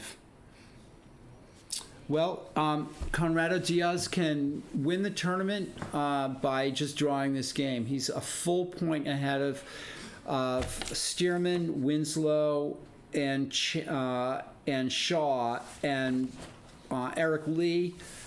And I have a question about this game. Yeah, go ahead. Hypothetically, Okay. what if I what if I took the bishop with my rook? I know that gives you a pawn advantage, but now you have you have pocket twos, 2, 2, 2. Would it be enough to hold you in a draw? Well, I don't know. I mean, White's going to get in on the C file. Maybe if you're saying rook takes d5, C takes d5. Okay, but then you have your knight on, I don't know, b5. Knight b5. Well, then rook f5. I think you're just giving too many opportunities for White. It's not. It's like, you know, it's an interesting idea, but long term, I don't think it's going to work. I think Black has to be a little more patient to try to hold this. On board 2, we saw that Eric Lee and Paul Chambers, FIDE Master Paul Chambers, just agreed to a draw. You do not have to be a member of the Mechanics Institute Chess Club to play in our chess tournaments. Period. You'll get a discounted entry fee a lot of the time, but we want you to come and play here, and you can play in all of our chess tournaments without being a member. You're also welcome to come down and okay. I'm too loud. I don't need to be so loud. So you can also come down and visit the club and just play a game or two casually. But if we see you in the club every day, we're going to say, hey, you should become a member. You know. Don't you get to go to a really awesome library that's downstairs, if you remember? Second and third floor. The library is to die for. Yep, and we have probably, I guess it's the largest library inside of San Francisco, outside of the public library, and maybe one of the universities. A lot of people don't go to it. Like, it's very, like, there's not a lot of people. Well, I mean, I haven't seen it. Yeah, I've seen it pretty crowded down there. Really? And there's a large chess book collection in our library of over like 5,000 books. Yeah. This is my exit. This is where things start to get mean. Okay. All right, let's go to board 3. Did it long enough. And Elliot Winslow. Thank you. Oh, thanks, Erica. Let me say one more thing about the Tuesday Night Marathon. This is the 8th and final round of the Tuesday Night Marathon. That was Erica Malkin. She dodged out of here so fast I didn't have a chance to say thanks. But yeah. And actually, you can see Erica now out in the chess room. She's walking around taking a look at the games. So the Tuesday Night Marathon is ending for 2 weeks, taking a 3-week actually hiatus, and we're starting 3 weeks. Oh yeah, 2 weeks and then starts on the 30th. Yeah, so we're starting again on the 28th of May, and you're all welcome to join as long as you're a United States Chess Federation member, and that's okay. Let's see what's happening. So Elliot Winslow threatens mate, which is a good idea when threatened with... so bishop f8, and now queen c4. So let's go back a move here. White played rook d1, and... eschewing queen d3, bishop takes g3, but now why doesn't Black just play bishop c7 here? And that guards the pawn with a rook. I guess it's kind of the same idea is going to happen, but queen e8, which attacks the b5 pawn, ran into queen c3, bishop f8. Okay, so that's where Black wanted his bishop to be. And that kind of makes sense, I guess. Queen c4, which defends the pawn on b5.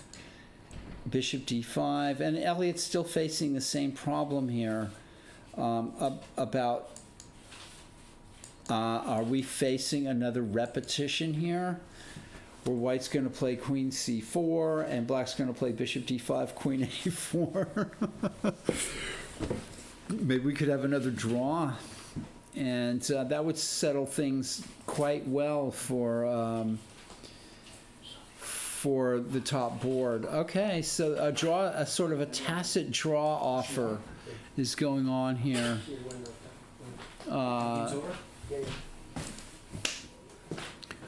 Childress and Ivanov.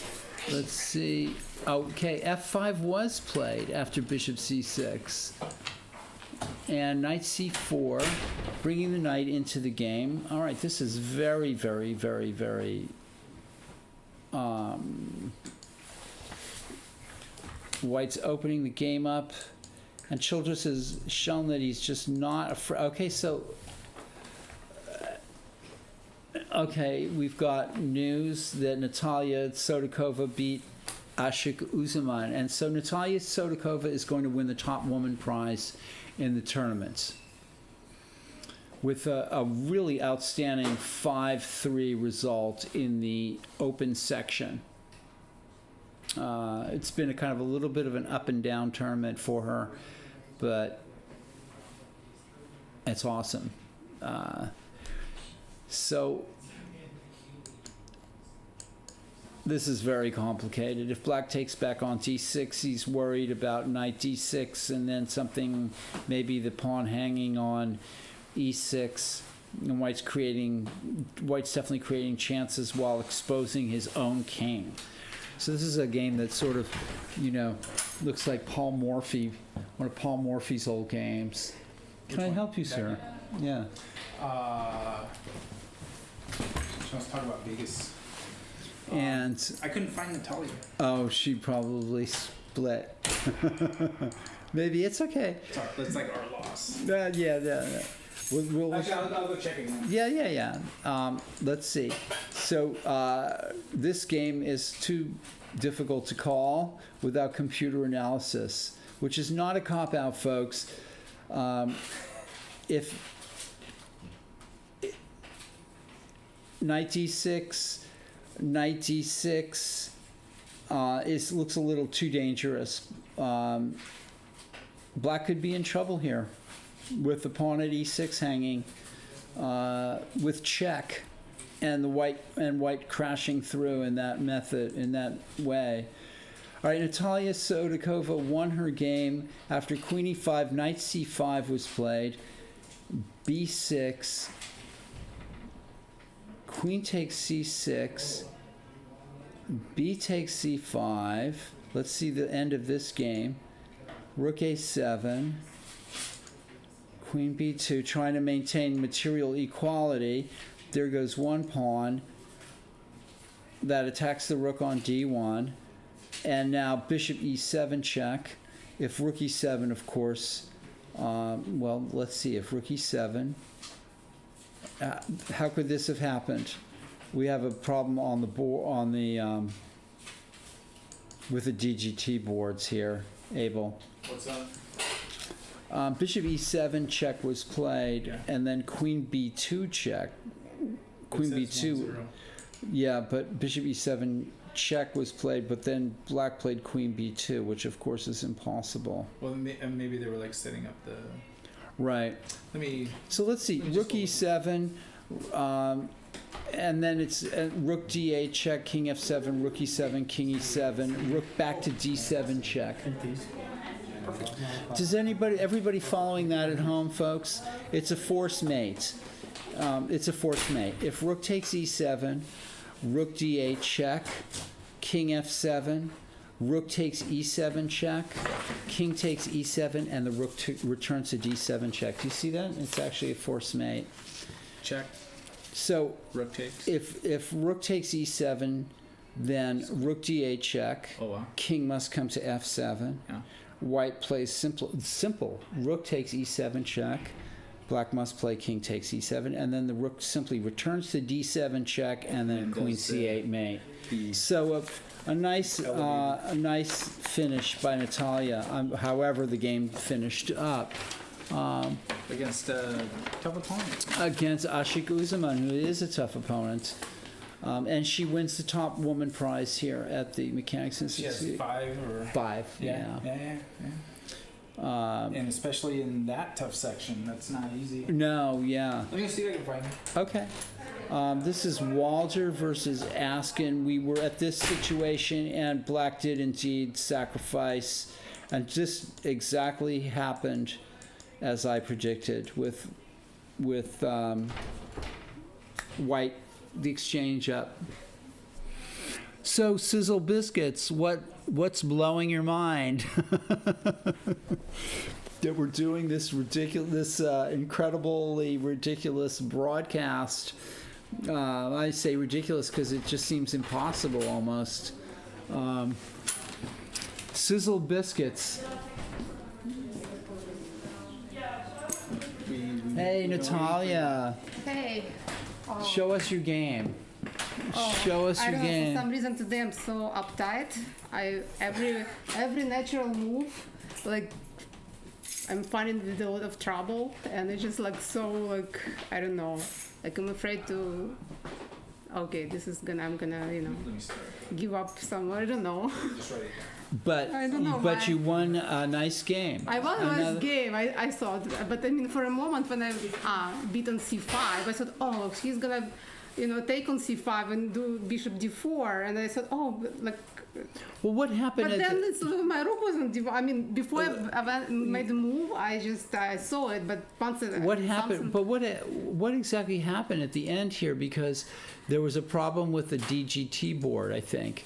And what happened was that you played bishop e7 check. That was like I just called. And that just wins. This just wins, but there was like a checkmate in 3 moves. It's like because. If rook takes e7, you play rook d8, king f7, rook e7. No, I would play queen e8. Oh, queen e8. And then it's like, yeah. So rook e7, rook d8, king f7, queen e8, yeah, and then you take on e7. Right. There's also another mate that I saw, which was rook e7, rook d8, king f7. Simply take here, check. King takes rook e7 and queen c8 mate. Yeah. So that's. I mean, when I saw maybe there was another move. It was another. Okay, so black. Oh, there was another. Like I just. Black played king. I just called my husband. He said it was another. I could have taken on e8. Rook, bishop take. You mean going back one move? Yeah. If I take on e8, king takes, then rook e7 and rook d8. Right. That's very good. So very, very many options. Okay. So many options. But when I saw bishop e7, here, use the mouse and show us the game. Oh, no, I don't know. For some, I mean, maybe it's the last round, the effect of the last round. You won the top woman's prize. And actually, she's the one that I requested it. She recommended that prize. Right. She gets $75. So I have the. how about under 2200? No, maybe I'm gonna be. Do we also have a 2200? And we said we're gonna do $100 under. We're gonna do $100 22 under 2200. So maybe you would win that too. No, I mean it's only okay. Whatever. What? Will work. No, yeah. But I mean, for the under 2200, maybe I'm gonna split with somebody else, right? Let's see. Take a look. Take a look and see if there's somebody else.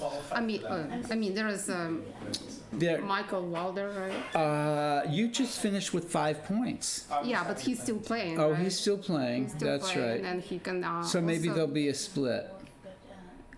I know you're gonna. You're gonna win a lot of money. That's for sure. Right. Yeah. Yeah, it's like I've been playing a lot of chess lately. Like over the weekend, I was playing in the Western. And congratulations! Well, you it are was kind of bittersweet because in the last round I was like drew with the much lower rated opponent, right? And then, I took like 3rd place. If I would have. But still, you're a California resident, so you were the California. No, you're talking about the California. It was like in March. I took 2nd place. Okay. But because Carla is not the resident of California, right? So I got the title. So it was back in March. But this last weekend we had like Western Regional Women's Championship. So it's not like other players from other states played. Right. Okay. But still, it was like Carla was playing, Megan Lee was playing, Rochelle Wu. And how'd you do? And I took 3rd place. You took 3rd place. Yeah. Who won? They split, the Carla and Megan Lee split. Okay. So anyway, that's Okay. But yeah, that was happened over the weekend, so I don't know, yeah. Okay. Hey, Rob Todd says I should win $200 for the best commentator. Oh, then you should. you had stiff competition. It was like, you know, You're the main commentator, right? So, I'm the only commentator here. well, you have some friends. Yeah. I actually, if we put it to a vote, I think she might. Come on win. down here. I think she might win best commentator. No, I think I'm good in when I pair it with the Paul, you know. Like we complement each other. Yeah, but no, you've done fine on your own. So if I'm sitting in the chair talking to Natalia, it's like, you know. I'm just Natalia's trying to make like, people feel comfortable. You know, I'm trying to make people look good. You guys are by far the best duo. Okay. By Right. far. Okay. Yeah, I'm thinking about quitting my full-time job and just Not yet. Can you imagine can't- if we had you like full-time commentators? Oh my god. right. Yeah, well, Something to work towards. Yeah, but I had so much fun also. it so, would be like, fun. It yeah. would be fun to Yeah, just but sit the- here and talk about chess. Right. I mean, we were hunting Natalia down. As soon as we heard the game, your game was finished, when I looked all over, I couldn't find you. I was I'm like, going to oh my run God, through I your think game. she's I'm going to gone. run through your game, Natalia, really quickly. let you guys do your thing. This is chess. Oh, okay. So I like this opening too. And yeah, just play chess, right? You know? Right. Yeah. I thought like he shouldn't allow me to do e5 that easily, right? Because I gain space and just. You tell me. So e6 now, right? Yeah. Yeah. This is the kind of thing that white wants to get in these positions.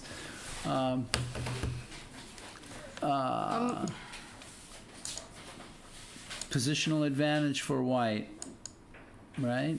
So what were you, and then you push the pieces back. Mm-hmm. And you have nice squares for Yeah, everything. I'm getting tempos with every move. Yeah. It's like.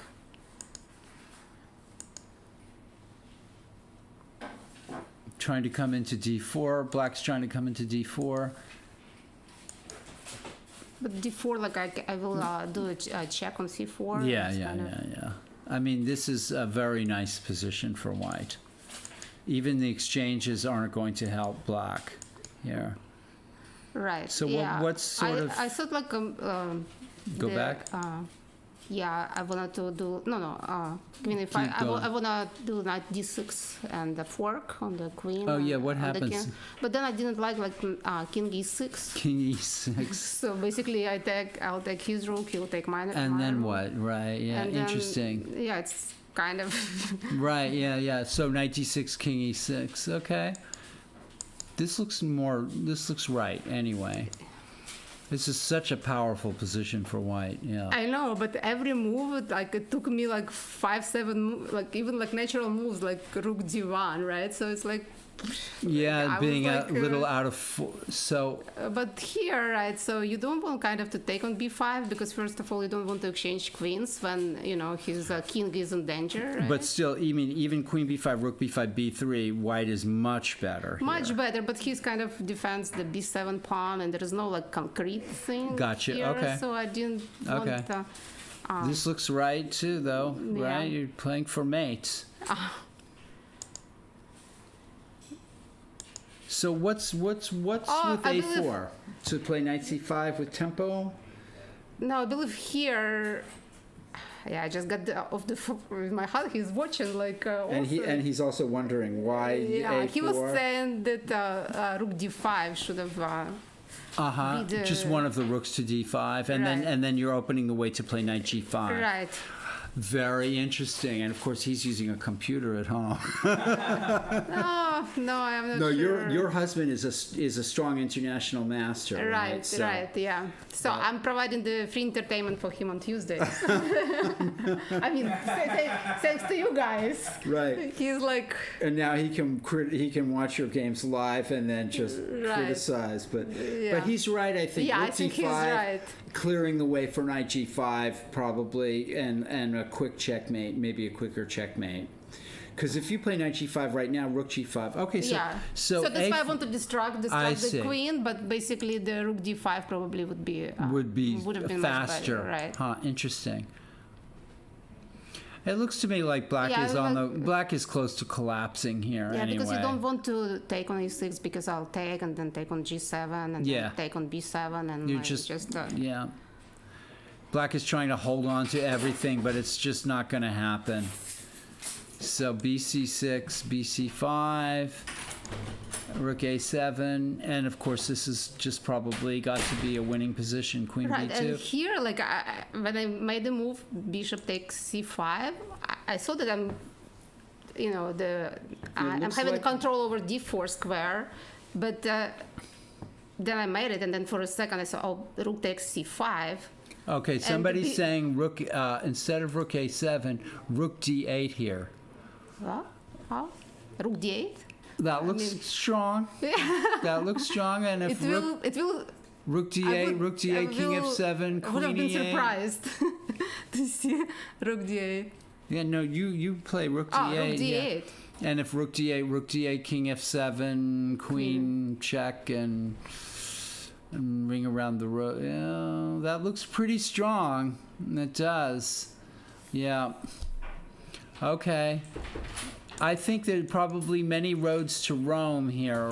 Black is clearly, I think, lost here.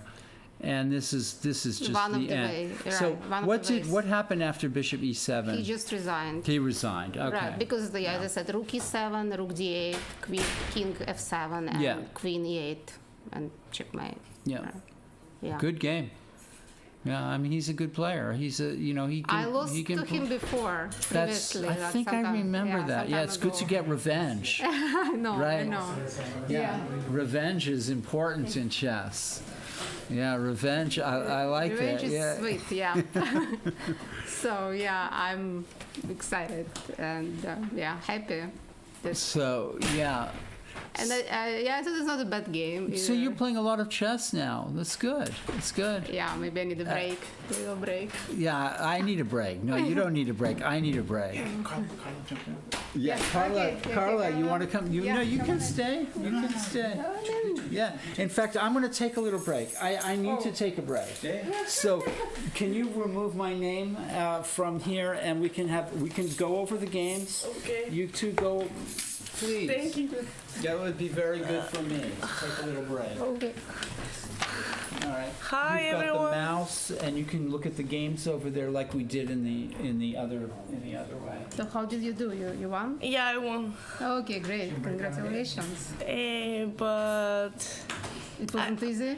no, it was was- good game. But I only my first 3 games I took a bye. Yeah, I know. So then last week I went to basketball to the playoffs. A friend got me a ticket to see the Warriors. Golden Gate Warriors. Okay, exciting. So last week I didn't play. How did you like the basketball? Good. It's my first time watching basketball. I mean, So- the atmosphere is very Happy. Yeah, But beer is very expensive.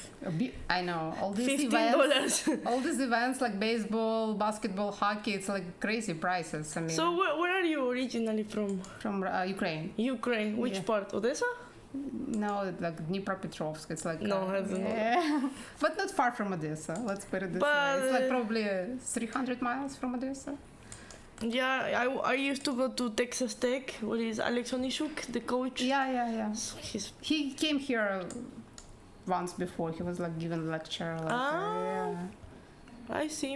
Yes, he's from Ukraine also, I believe. Yeah, He's from from- Kherson or some. And I city in also Ukraine. know Yaroslav Sherbuk. Yeah, He's younger. He's my yeah. age. He's from Ukraine also. Yeah. Okay, same. What are you doing for? I So- don't know anybody besides you from Ecuador. Yeah, we don't have a strong chess No, but tradition. you on the Olympiad, you have like few players, right? So, Yeah, I played board number 2. so is somebody stronger than Yeah, you? yeah, we have a IM Fierro. Oh, She's okay. 2-3-40. Oh, okay. 2-3-40. Okay, so you have some strong players. Yeah. But ¿Cómo aquí? I want to check my game. ¿Dónde estoy? so is it difficult to play on Olympiad? So it's very The thing is like you have 1 game per day. So So- it's kind of So some teams have like really strong coaches. even they are not like Russia. Uh-huh. Most of teams have a coach, so Right. preparation is very important. It's like Intense, this yeah. one, but even And you didn't have coach? we have, but it's like feed master, and it's not, it's for, we don't have one for girls and one for the open one. Oh, okay. So it's very, So it's fun for everybody. yeah, so, and some, once, if you start winning, you start playing stronger teams. And Right. so besides they have 300 points more, they have, Better preparation. Yeah, and so probably, yeah. this Olympiad I play okay. I play with Monica Socco. I drew. I play against the number 1 of Italy. I drew. But then I was doing like this, and then I lost against a 2000. So I play better with higher rated. Oh, And then okay. Well, it happens sometimes. on the weekend you have a lot of rook end games, right? Oh, yeah. Yeah, it was unfortunate. The last round, I was tired already, yeah. But it was complicated, that rook end game, right? But I think it was... I didn't find a way to win, so... I only see I didn't look at the with the computer, I just looked by myself, but I couldn't, yeah. Because I was afraid that her pawns would advance, and I could have even, lost the game, so... Ya, ¿cómo le hago? So, ahí estoy yo. Aquí? Yeah. So, okay, we're going to comment. Mike, you help me. Okay. So, I mean, normally I play knight f6, bishop f5, but I said, okay, why not, right? e5 to take the whole center cannot be Yeah, it's wrong. looks natural, yeah. So he played b3. Well, it doesn't lose right away. Yeah, knight c6. But now he has troubles because knight f3, I don't know, maybe it's not winning, but it's unpleasant to always be thinking about e4, right? D4, yeah. Yeah, so he played d3 first. I played this, so if knight f3, e4. Take. No. So the idea is like if I play bishop e7 or bishop c5, he plays knight f4, e4, take, and he can take my queen, and maybe I lost the right to castle, or knight takes d8. But if I play bishop g4, knight f3, e4, take, then I can take with the rook.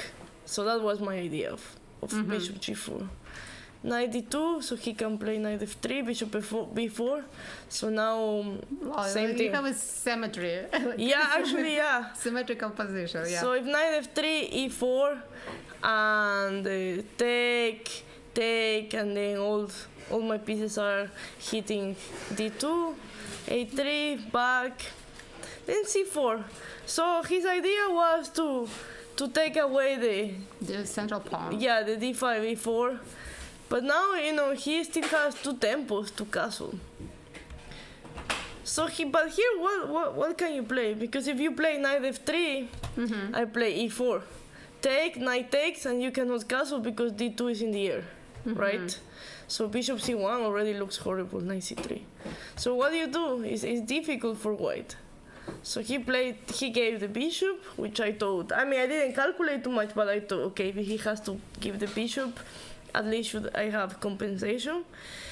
Then this, and then I don't know, bishop e5 I think is suicidal. Looks very suspicious, right? Yeah, he kind of underdeveloped and the king in the center. So here he played f4, but my question is if knight f3. So if knight f3, he's already threatening to castle, right? Yeah. So knight f3, I think I can play maybe knight d7. If he moves the bishop away, I have bishop takes d3. Or queen takes d3. Yeah. Knight f3, knight d7, but maybe d4. f6. I don't know, because now the pawn is on d4 and not on d3, right? Right. My other idea was knight f3, bishop takes d4. Queen takes d4, knight takes e5, knight takes e5, queen d4,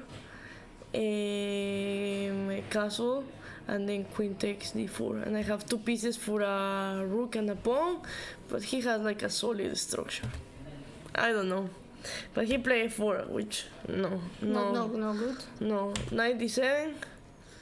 Now he's in trouble because now f6. Oh, like the pawn on d3 is gonna. Yeah. Oh. So but there is no way to hold the pawn. And the problem is not only d3, e2 also.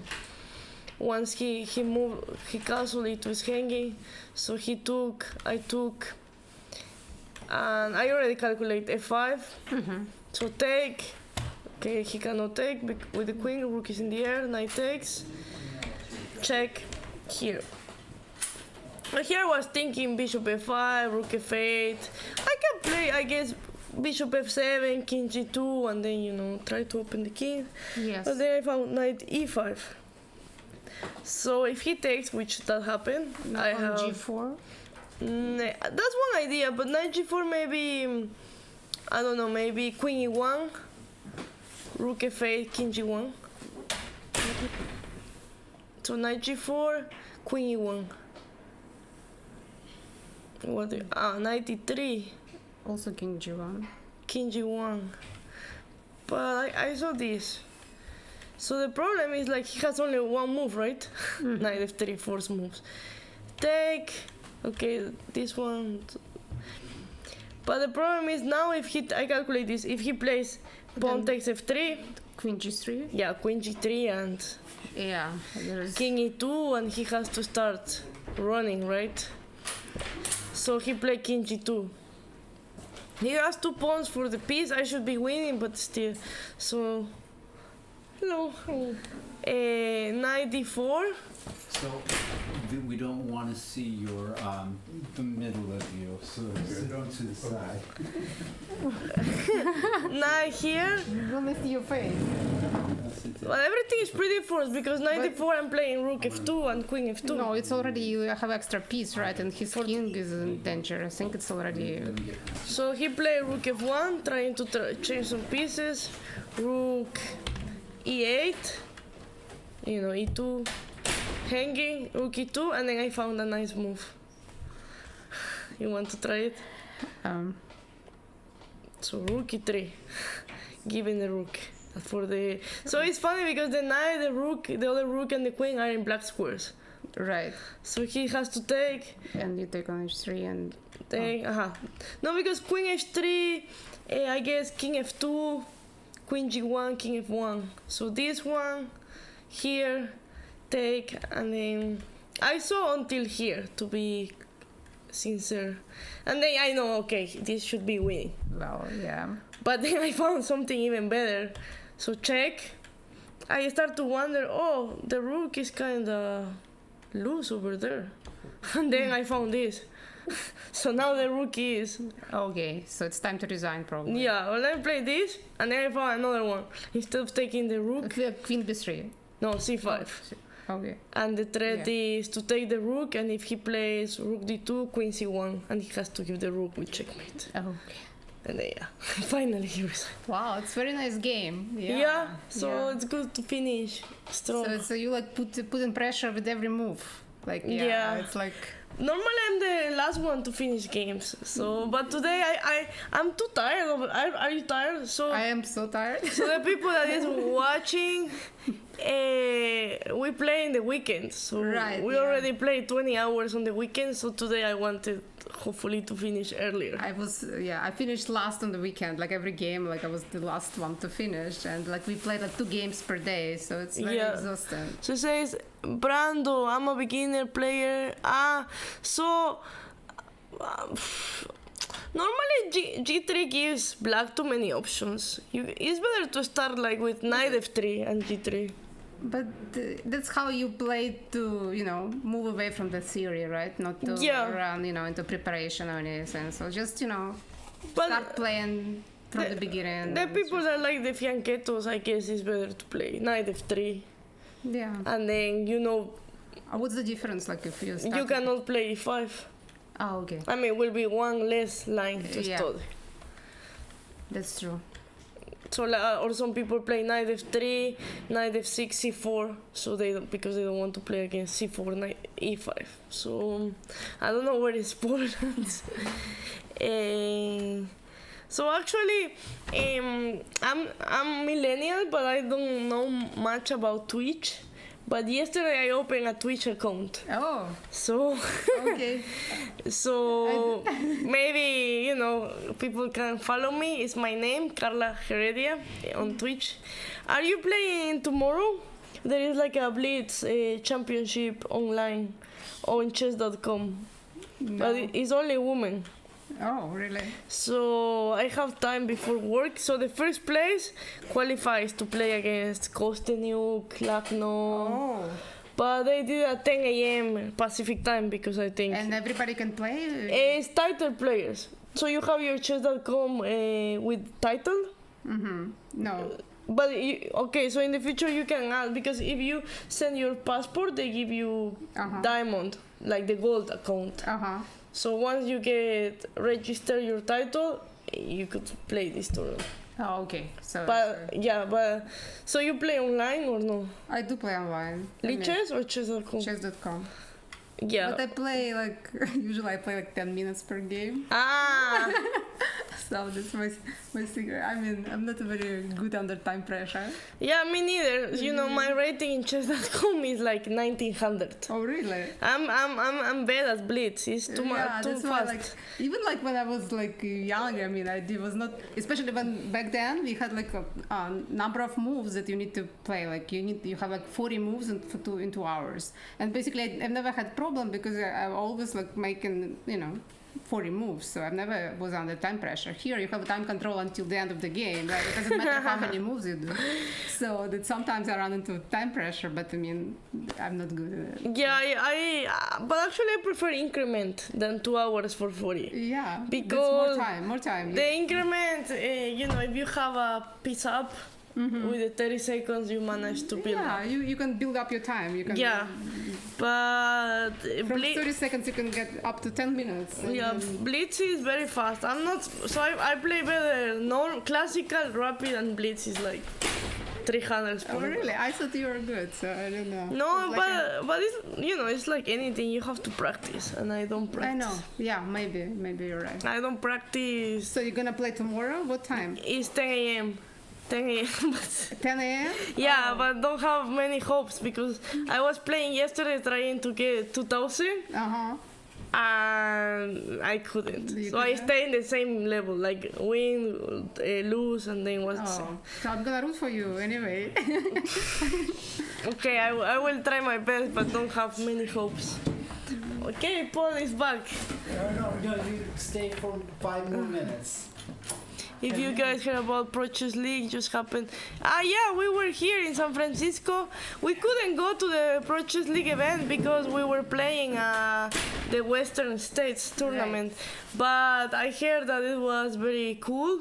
The St. Louis Archbishops won, and also Caruana won, I think, all his games.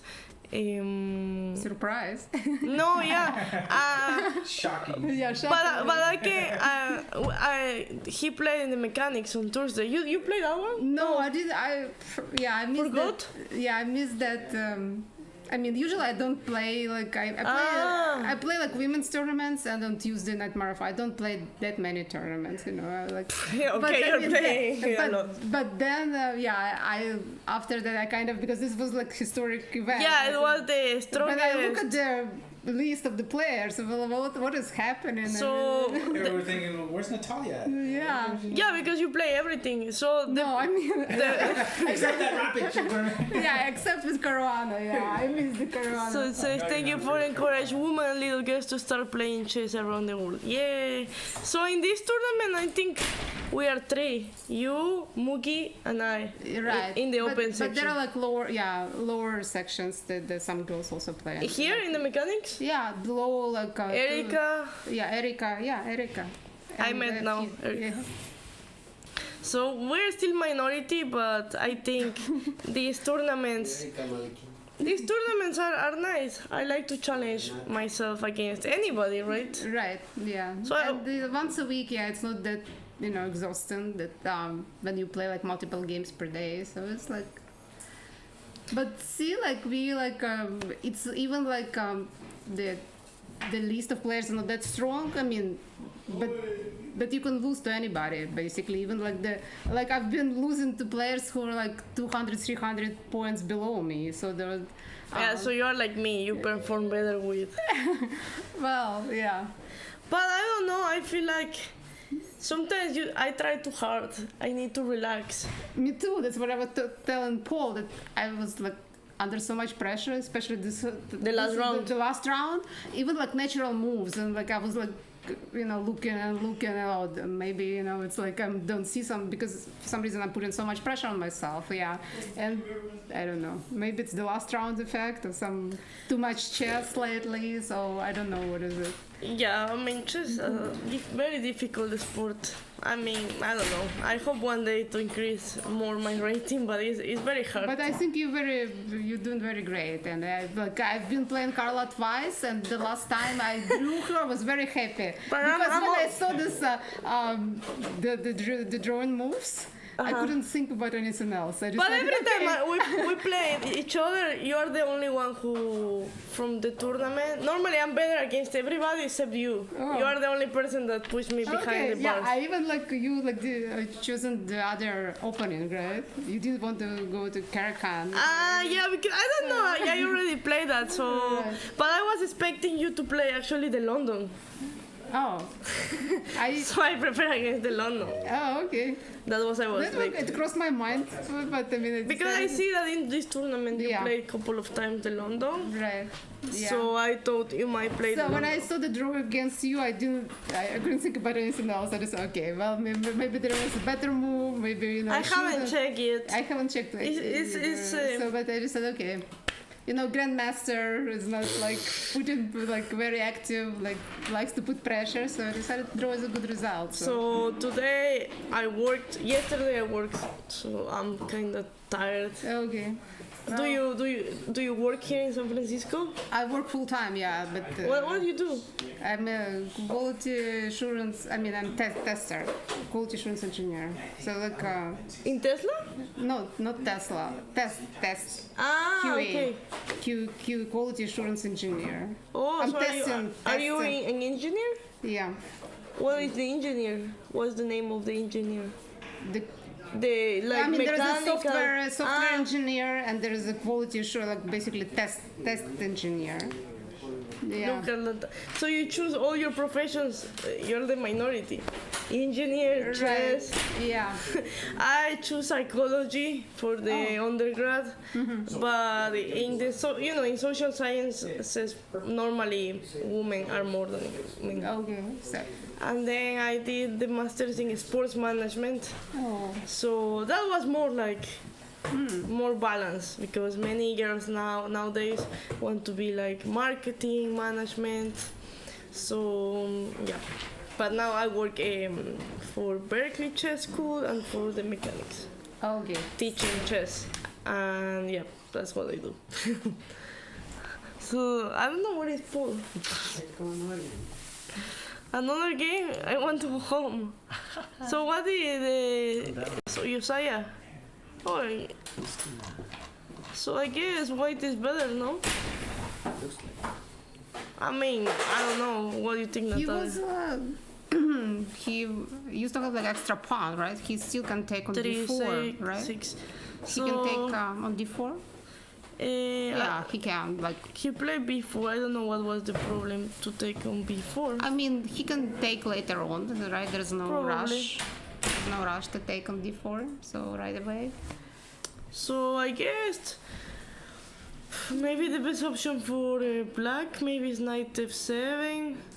I mean, I don't think white should give the bishop, or maybe I don't know. I don't know. Yeah, I mean, it's like I think black will be happy to draw this game. Yeah, because he has a point up. Yeah, right? extra pawn and bishop against knight, and it's, you know. So I didn't play any of these guys. Next time. You didn't play, yeah. Did you play anyone of these? Yeah, I played Josiah, but I mean, it wasn't a good I game. saw that game. It wasn't a good game. It was Rosolimo, right? Right. See, I was checking your games. And yeah, I'm kind of, experiment. I mean, I'm kind of moving because before I used to play d4 pretty much all the time, and now kind of, experimented with transition to e4, so that like some is not too familiar to me. Yeah, I think white is winning. No, the rooks are useless for black. It's like Oh, it's already Yeah. the position that we just saw. It was not the current position. Oh, it was yeah. not. It's So- like there were so many moves they made after. Yeah, Yeah. it should be. And also has a C pawn, pass C pawn. And a5 is like Yeah. hanging. No, you so yeah should win. Stay. No, we are happy you're back, Paul. Yeah, because we're tired. We played the whole weekend. Whenever, if you want to leave, you can leave. But if you want to stay, you can stay. So this game was in the next board than me. So I thought after d4 he equalized, but maybe not. So like for here, for example, I don't know why he moved the knight instead of playing maybe. Because he didn't want the bishop to take on c6. Yeah, but what about queen? Because let's say queen b6, you take bishop c6, queen c6, pawn c6. Yes, the pawn c6 is weak, but maybe I can rook b8. Active rooks and bishop e6. Because I don't know. I feel like it's many. Also, this move, like of course, white will not change The queens. exchange, yeah. So was kind of naive, maybe. I think this game went forever. No. So this was queen e6 was naive. I mean, he has to develop pieces, right? Yes. To play bishop e6. Yeah. He already won. Yeah, but queen. So if anybody's watching, like queen e6 is very naive. It's just no one is going to change queens and develop your bishop. Oh, maybe And then- that was his idea, but I mean, still, like, whatever this knight is doing on a2. Yeah, again, so two dubious moves in a row. So he's He, chasing the queen. Really desperate to exchange the queens, yeah, okay. Okay, he managed, but now the rooks are coming, no? To e7. Yeah, Yeah, it's terrible. and the knight is not doing anything. Yeah, knight a2 is like, Yeah, I think bishop e6, black couldn't be so bad, right? Here, bishop e6. I mean, maybe knight c5 or knight d4, like attacking the bishop. He's afraid of checkmate, probably. But I guess, I don't know, bishop e6, knight e4, rook ad8. Sometimes maybe I can lose a pawn, but if I have Yeah, active pieces. a rook yeah. active, yeah. Okay, so Juan, can you find Paul? Can you find Paul? Paul? Oh yeah, sure I will. Okay. I don't know. How you know how many people is watching? Yeah, how many people are watching? Oh, it's some Thousands. 1,000. Is there a way to tell on that? Shit, right? Or do I Can you have to tell? look Can at you it? tell? you have to check it out. 16. 16, okay. I think we are doing better, That's right? huge. Yeah. You can That's be 16 sure. times greater than our So I just yesterday. How do you know? I don't know. Someone said. Okay. Oh, So I opened yesterday my Twitch account. So I'm but there I'm should asking be the a way people. to find out, right? We also put these onto YouTube, and they get archived onto YouTube, so they can be seen forever. Right, But how you? So Yeah. we're making history here. Yeah, 2 women commentators from 2 different countries in San Francisco. Oh yeah. So next time Mugi should join the It party. says 547 total views. Total. Wow. So Today? Or I'm just assuming this is today. so someone says, what happened to Kevin Bab's game? Where is Kevin Babs? Bob. Here. I have that result actually. Ah, yeah. Can you say the result? Chess King is asking. Chess King is asking. Kevin Babs. Now that is response. That's a good idea, isn't it? Thank you. 19. Thank you, Trubald. See, he will follow me on Twitch. Show up.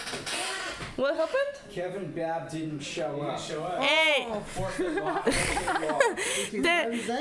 tell your buddy. No, that's round 7. That's round Ah, Okay, sorry. But still, it's not acceptable.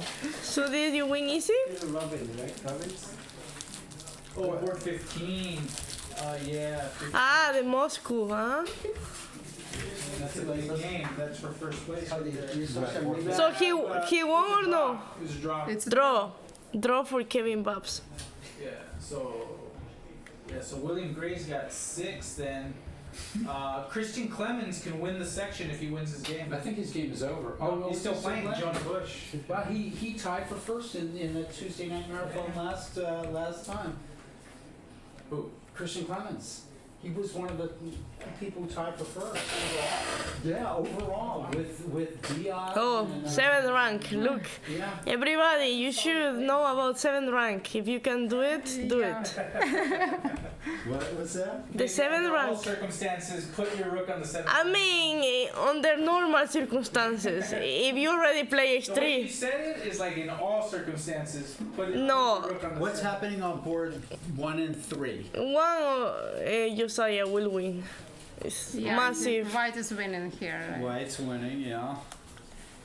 And on board 3, According to our 2 engines here. but moves have been played. I think many moves have Our been 2 played. human engines. Okay. Oh, winning, no? Elliot is winning. Looks like Elliot is. Both our engines wow. confirm it. Extra Oh, piece. look at Kova that. and Heredia. Oh, look at that. Rook takes e6. Oh, but it was only 6. It was a piece on the 6, right? I Yeah, guess, bishop. Ah, so he blundered, huh? Wow. Tactics, tactic. His dream result is happening. Oh, it's They happening. drew on board 2. We Right. were talking about this So it's a before. three- Oh, wow. Yeah, it's a three-way like tie. nice. Well, if steering Yeah, here he should have played bishop d5, right? it's Bishop d5. And then, I mean, Bishop d5. Horrible blunder, huh? Yeah, Rook what E8? happens with or bishop king d5? f7, or king f7, right? Same Bishop thing. d5, I'll take on b8, right? ah, okay. Oh, the rook on b8 is hanging. Yeah. So yeah, so the rook on f8 is hanging. On b8. Bishop d5, bishop b8, bishop c6. No, hopeless. Elliot won. Wow. Wow, yeah. He found his way in there. But he earned it. He beat Cameron Griffith. Yeah, and now he's beating Tenzin Shaw. Wow. Those are Excited. Are you done? Yeah. Okay, Carla, thank you so much. Yeah, I'm also. Okay, I am not woman grandmaster Carla Heredia, But we but you But are yeah, Natalia yeah, but Sadikova. still Natalia Tsurikova. You know, it's been great having you sit here. Like, I mean, it's my first time and also your first time. We're all doing this for the Alright. first time, commenting on the chess games, and it's fun. I mean, I'm having a lot I think of you're fun. very natural. And you are commentator. too, and that's thank why, Yeah, I didn't. Especially the first time, I was having so much fun, and I didn't expect it because I've never done this before. and I've never done it before either, Oh, so we see, just like, don't do know. We didn't know you were capable of having so much fun. So Two rookies commentators. 11 Chuvad, I'll spread the word. They're a chess streamer as well. But there should be a way to find out how many people are watching, right? In real time. I think we did. Oh, we right? did? It says Over- right now 15, but total views says 547. 15. Somebody dropped 500 off. or 500. Yeah, you were at 16. Whoever that person is. So It was Carla's mom, because then she left. yeah, probably. My cat was watching. My cat was watching You- from home. Your cat is My watching. cat, Was watching. Okay, and he dropped off. Yeah, he says, Yeah, as soon as I got back on his board. You should bring your cat here. Like, you know, the Michael Walder, he plays with his dog. Like, in the, right. he was like carrying his dog, like all the. Somebody, but that's right, I remember that. Yeah, in Berkeley. Yeah, in Berkeley. In Berkeley. They're pets friendly there. They let pets into the chess club in Berkeley. That's why he- They are pets friendly, not like here. Like here, we are more strict for the pets. Well, we're old school. You know, you have to wear a suit and a tie. Pretty soon, we're gonna have to be like, you know, Yeah, yeah. you can wear suit and tie. We're downtown. We're downtown. Yeah, I so- know here. Used to be, yeah. Did you check my Somebody saying, "Great job, guys. Why is Bishop D7 a blunder?" Send it to me again. I saw it. Okay. Did you send it to Chess? I'm not sure which what game you're game? talking about. Yeah. Which game? But we're going to look at Diaz. Let's go back up to Diaz. This is for first place here, folks. And It's kind of a set position for Diaz is getting. So I already got the details. Diaz is in trouble here. So what I'm gonna do is I'm just gonna add everything with what's not in here. So this is everything. So So the difference. perhaps. I mean, you figure out. Oh, that's later. this. Yeah, you can maybe, you know. I mean, we- Stearman can't assume too much, you know, like you still have to win the game. So what's going on? Rook D7 maybe? Sort of everything is going to become a little, Yeah, it's a kind of sad position for black. You it kind of. is sad. It is sad. It's like no counterplay, and like even your So rook E6 maybe? Rook E6 and rook E6, bishop E6, rook C6, but so what? Then it's a transpose bishop D7 or... Yeah, there's probably a number of ways to... It is very sad. Yeah. Yeah, rook B8 is hanging in that other game. Yeah, in the Elliott Winslow Elliott, game. yeah, it was very- So right now, we're looking at this. Diaz has 6 points, and he's losing to Stearman, who has 5 points. So they probably gonna split. Right? Eric Lee and Paul Chambers each had 5, but they drew, so they each have 5.5. So they're not going to win anything. If Winslow, there's very possibly going to be a 3-way tie for first, So if Winslow for also- second and third. He has 6 points now, right? Winslow has 6, Diaz has 6 if he loses, Right. and Stearman will have Yeah, 6 probably if it's he gonna be wins. tied for the a 3-way the tie. Three-way tie, yeah. First, second, and third. And that'll be very easy for us in the morning to figure out then who won the tournament. We don't have to spend a lot of time figuring out. Yeah, Let's see. how about this game? Yeah. Childress and Ivanov. Let's go to the. All right. Equal material, but Equal material. white is better. Oh no, I don't know. Queen F4 is coming up. Ooh, Both kings kind of exposed, right? Yeah. They are both kind of. this has been an up and down, very, very tactical game here. I'm not sure what went on earlier. If B3, obviously, then black can play Queen F4, Yeah, with the tempo. or yeah, and Queen f4, probably rook c3. No? yeah. Yeah, B3, Queen F4, Rook C3, and then maybe Knight D2. But then that might allow simplifications with Queen E5 check or something like that. This could end in a draw. Yeah, that's what I was gonna say. This yeah, could end in a because- draw. Both players, who knows what's going to happen.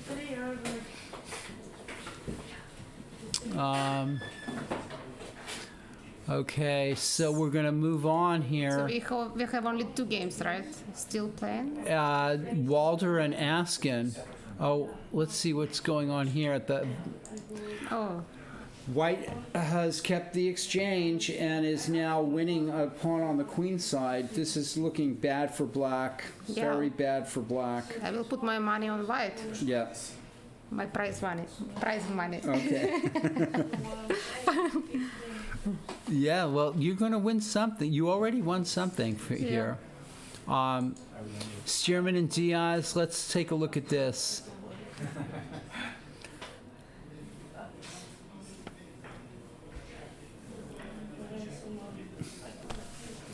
This looks very, very grim for black. Bishop Yeah. b5 is a threat. Doubling rooks on the 8th. And the Shepherding in the king A has pawn. like a- Then there's the A pawn. I mean, Diaz fell into a opening trap. Yeah, I think it was when I. He fell into an opening trap. What happened in the opening? Because I stopped by like after 30 minutes. He was Yeah. already had. Carla, maybe somebody knows something about openings.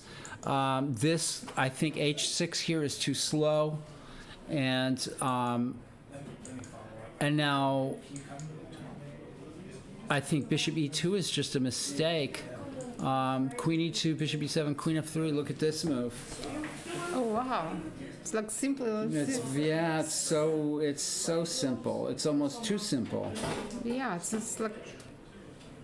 But on the other hand, if this is like this thread, then it's not good. The whole, Yeah, and whole thing is after not this, good. this was basically the theme of the game. He's just a piece, a pie. This is not going to work because he has like check. he can just play king d1, Yeah. and then some and then he's just a pawn down. So and with this bishop on g2, like so great. Yeah. I think he should have. Yeah, the whole idea of taken and. So right here, h6 is slow, knight g2, bishop Maybe but he- just develop bishop e7 or d4 is another way to play this. You can play d4, knight e4, if white plays knight e4, knight takes e4, bishop e4, and then bishop d6. And that's similar to the way Korchnoi played against Spassky in a candidates final match Right. back in the 1960s or something like that. But I mean, in general, when you in Catalan, when you have a bishop like this, like unobstructed, he's like. Right, even though it's a Sicilian. Right. But it's like Yeah, kind yeah. of Catalan. I mean, Yeah, like. yeah. I mean, I was playing Structure. Catalan. The structure is the same. So because Similar. against the Catalan, you put your pawns on c6, d5. It's just to block the bishop, right? But sometimes, sometimes just letting the bishop go to nothing, right? If the bishop can go to nothing, and that's kind of what Korchnoi, like the way, an interesting strategy is to play d4, knight e4, knight e4, bishop e4, and then knight d7 and knight f6 or something like that, or bishop d6 and knight d7 and knight f6. And the bishop, Spassky in the game, he had this nice bishop, but it was operating on this diagonal that was like, doing Air, nothing. yeah. Yeah, air.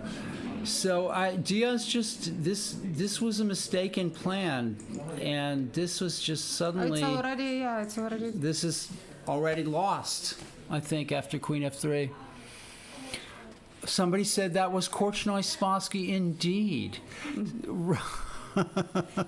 I know that. Yeah, well, that's back in my day. You mean I'm just showing how old I am. The same moves was in the I think so, or very similar. It was back here, if we So want to it's- go back, knight f6, d3, and now, okay, so h6, knight g, maybe in this position d4 for black. So there's very simple ways for black to play, and I like playing like this myself for black. This early e6 and d5 Or maybe against like the bishop close Sicilian. e7, or just to castle fast. Yeah, and just, yeah. and I think there's find various a way ways to to play defend this. on d5. Yeah. Okay. Let's go quickly back to this game, to the end of this, and Diaz is still fighting. So But how? Okay, you need to go bishop d3, right, to defend on it looks like e4. bishop d3 is necessary, and then maybe he'll shuffle the rook somewhere. But she said that he thinks he was a little bit Yeah, I'm not sure exactly. Or maybe he can go if. Yeah, e5 now. Yeah. Okay. Diaz is still hanging in there. You know, it's not over until it's over. And he on the other hand, he is playing the luckiest player in the tournament, Stearman. Yeah. Yeah, Stearman's a lucky player. Yeah. I remember the game with Ivanov, right? So that Yeah. was like. Speaking of Ivanov, here we go. Childress versus Ivanov, and he did play B3. So Queen F4. Queen F4, then what? Or maybe. And that's Yeah. exactly what was played. So now Rook F1 or Rook C3. Rook C3 looks like the right move. And then knight moves, and then Queen E5 check or something like that. And we're going to we could very well be getting down to a draw here. Okay, we're brilliant the way We predicted, yeah. we're so brilliant, yeah. I just sent you. And this is Walter versus Askin, and this game is not looking any. Rook C5, Black played G5, which just looks like a hopeless, you know. Yeah, I believe I saw when he was like he went like knight H5 and Yeah. Michael went Queen F3, F3 and right? that was the end of the game, pretty much. Yeah. And now if King G5, Rook A5, and there goes two passed pawns on the queen side. So, On Sunday, but this is hopeless. just for an hour. Michael's actually had his best tournament, I think, Right, in and a he long started. He started time. not very well. I believe he started like half of a point from 3. Yeah, and he Because made. I So I played sat there, for him like in second round. Back and Okay, I and you won. Yes, that's right. And so he started with the 0 out of 2, and then probably he drew the next game, so it was like half a point. So, but overall, like Yeah, and then he started winning a little Yeah. bit, and he won a couple of nice games. So he's, he's been a master in the past. I He's- know, and I he's- believe they have like they are roommates with Elliot, right? With Elliott, yeah, And he's I believe they have this chess atmosphere. They live chess. they're making breathe each other chess. weaker. Yeah, that's what they say. Maybe it's a joke, but I mean, I feel like chess is the No, they are. Yeah, no, big it's portion good. of their day. Like I think Elliott is is in the top 5 in his age group. So Elliott it's amazing how he's Right. maintained his strength. And by his age group, I don't mean in kindergarten. He's. right, but I mean, Is your husband going to come out of retirement and play some chess? yeah, he's thinking about this 15 minutes games, maybe. Of coming in playing some of the Yeah, rapid. because he's like with the long time control. He said it's He gets like, bored. Yeah, he gets bored and he Right. gets like impatient and. Okay, and did you hear that, Abel? Ross Sodakov is talking about coming and playing in the rapid tournaments. he should. Yeah. That would be awesome. Yeah. Because Conrado comes regular. Conrado, yeah, so he'd have some Right. competition. Yes. Yeah. Well, we're trying to get Carlsen to play too. Yeah, I remember that. We talked about it. That who knew that we didn't get Carlsen, but we got Caruana, right? we so got like, Caruana. we, like, it was not that far. Caruana wasn't chicken. Yeah, No, he yeah. wasn't chicken. So, maybe Carlsen will come and play in one of our rapid tournaments. Well, now probably he will. I think like Yeah. it may happen because like when we first talked, I thought it's a joke. I mean, it's Right, a joke. right. But now I'm thinking Yeah. maybe it's Who would like have thought? Yeah. Who would have thought Caruana would be here a few months ago, and now here he is, and gone. So, One night. and I got to talk to him, and Yeah, you interviewed him. a little bit. you Yeah, know. okay. Yeah, You should watch the broadcast. yeah. Yeah. So so let's go back to Diaz. And where does he live? Like Caruana, where is he? St. Louis, I think. I think Like everybody. like everybody Yeah. else. Yeah. Except for the people who live here. Yeah.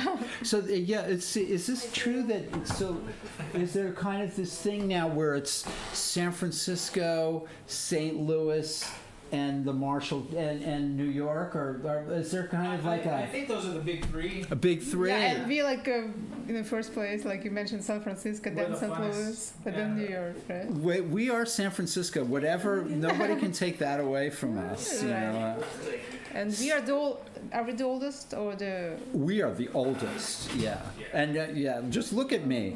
Just look at me. I mean, I'm not a kid. But look at this. It looks to me like Yeah. Stearman. I don't know. What happens on pawn takes pawn check? Did you hear me? I was saying like maybe 5. No, you didn't hear me. No, I saw that, but I'm not sure. Is it a good move? So if rook takes e5, rook takes, then bishop b5, and And he then wants to- a5, and yeah. yeah, that would be no good. So he's got to have to take with the pawn, is my guess.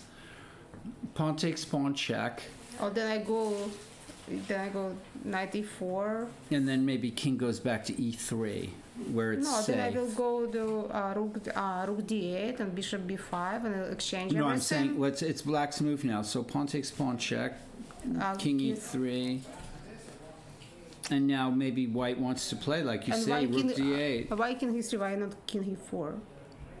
Oh, you could, because the knight can't Yeah. come to f6. Right. Yeah. And the idea is like I'm gonna go like rook d8, bishop b5, And exchange everything and queen the a pawn. Yeah, and win the pawn. This could be a brilliant move. This could be a brilliant move. It looks to me like Stearman is on his way, and Elliot Winslow is hoping that is what happens. Let's see. Childress and Ivanov we're genius commenters. This is exactly what we can thought. predict, right, what will happen. Yeah. That's because we don't know any better. But okay, so he exchanged the queens on d4. It doesn't matter. Okay, check and that's what. So maybe white's a little better. Maybe just a little better. I mean, But what? I will put my rook on f6 and how you gonna attack me? yeah. Or maybe he will play g5. And then rook c7. Yeah. White just has a little bit more space, but black has a lot less time as well. Yeah, because So like amazing. Knight f1 check might be a good move here. Oh yeah. And But then king knight f1 can't go king h2. King h4 looks like it's asking for trouble. A good move by Alexander, maybe, so for a draw, right? to try. Yeah, king g2, knight e3. I mean, because I think white is better here, with Yeah. the idea of playing rook c6 and and g5 and maybe starting a But on little c6 attack. I will do like rook f6. You know. Well, then, I don't know, rook c7 and knight e6 check and all kinds of, you never Yeah. know, and g5 check, and there's all kinds of And then maybe you will possibilities. exchange the rooks and then from e6 go knight to c7, attack two pawns. That's possible, yeah. So if Alexander can just play knight f1 check and knight e3 check all day long, maybe. No, but then I can go on g1, right? But then that's good. That's good for black that the white king has been forced down to g1, I think, Yeah. and that will help it's black. better to have Yeah. the king on g1 than on g3. But Yeah. Okay, we'll see what happens. I guess back to board 1, where e5 has been played, and we're still waiting for Conrado's move. This looks bad for Conrado, unless he can pull something out of the hat here. He has to get this king off the back rank. No, but how? Because you're gonna be Yeah. bishop on c4 and rook on e6. I know. Looking bad, looking desperate. Let's see. And then we have one more game. Walder still trying to make some progress here. Yeah, he didn't win the pawn on a4. He didn't play b3, and yeah, well, I don't think he could have, but this is...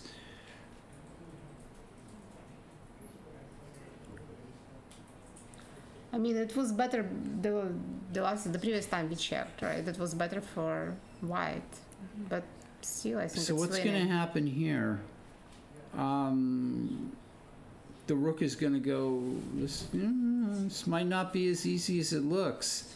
King g4. Then maybe. It was an easy win last time we checked, right? Some probably mistake happened. Well, there was always this problem of maybe the queen side being locked up. But let's see, king g4. If white can put his rook on g5, maybe, and win a pawn somehow. So king g4, rook g8, king h4, rook g5, rook, almost Zutzwang. No, It could bishop be, e4, right? yeah, bishop e4. Is there a Zutzwang then? Like, let's see, king h4, rook g5, bishop e4.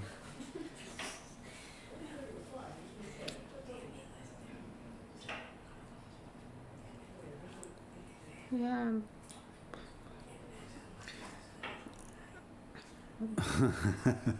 It's like we're geniuses predicting the future. But I don't see like. Bishop e4, maybe the king comes over, Oh, yeah, the king comes over to the king side. and then plays b3, maybe.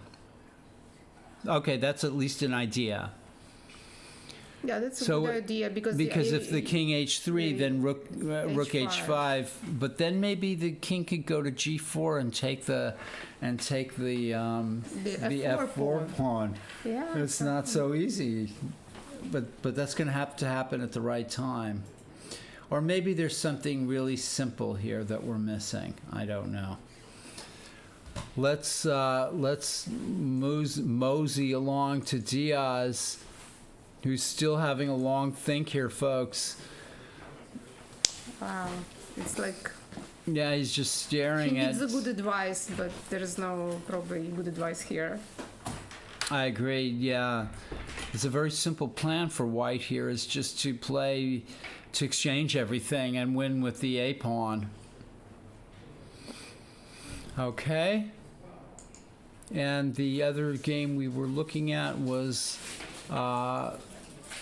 this game, which is now entering, must be a draw. Oh, he went on h4. Oh, he went king h4. Oh, okay, knight e3. Let's see, what happened after king h4? Yeah, you like Can he wanted play to do h6? checkmate.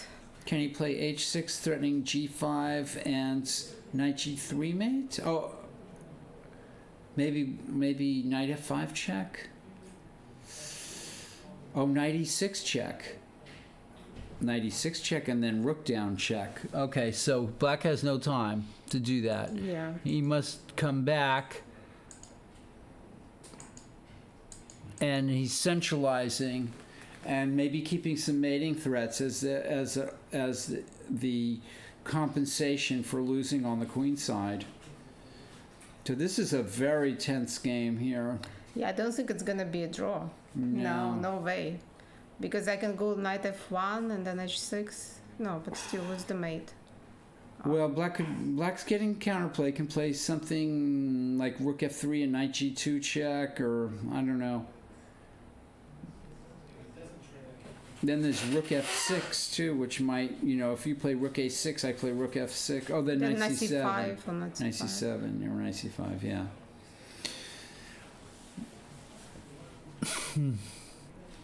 Well, it's both players are playing fighting chess.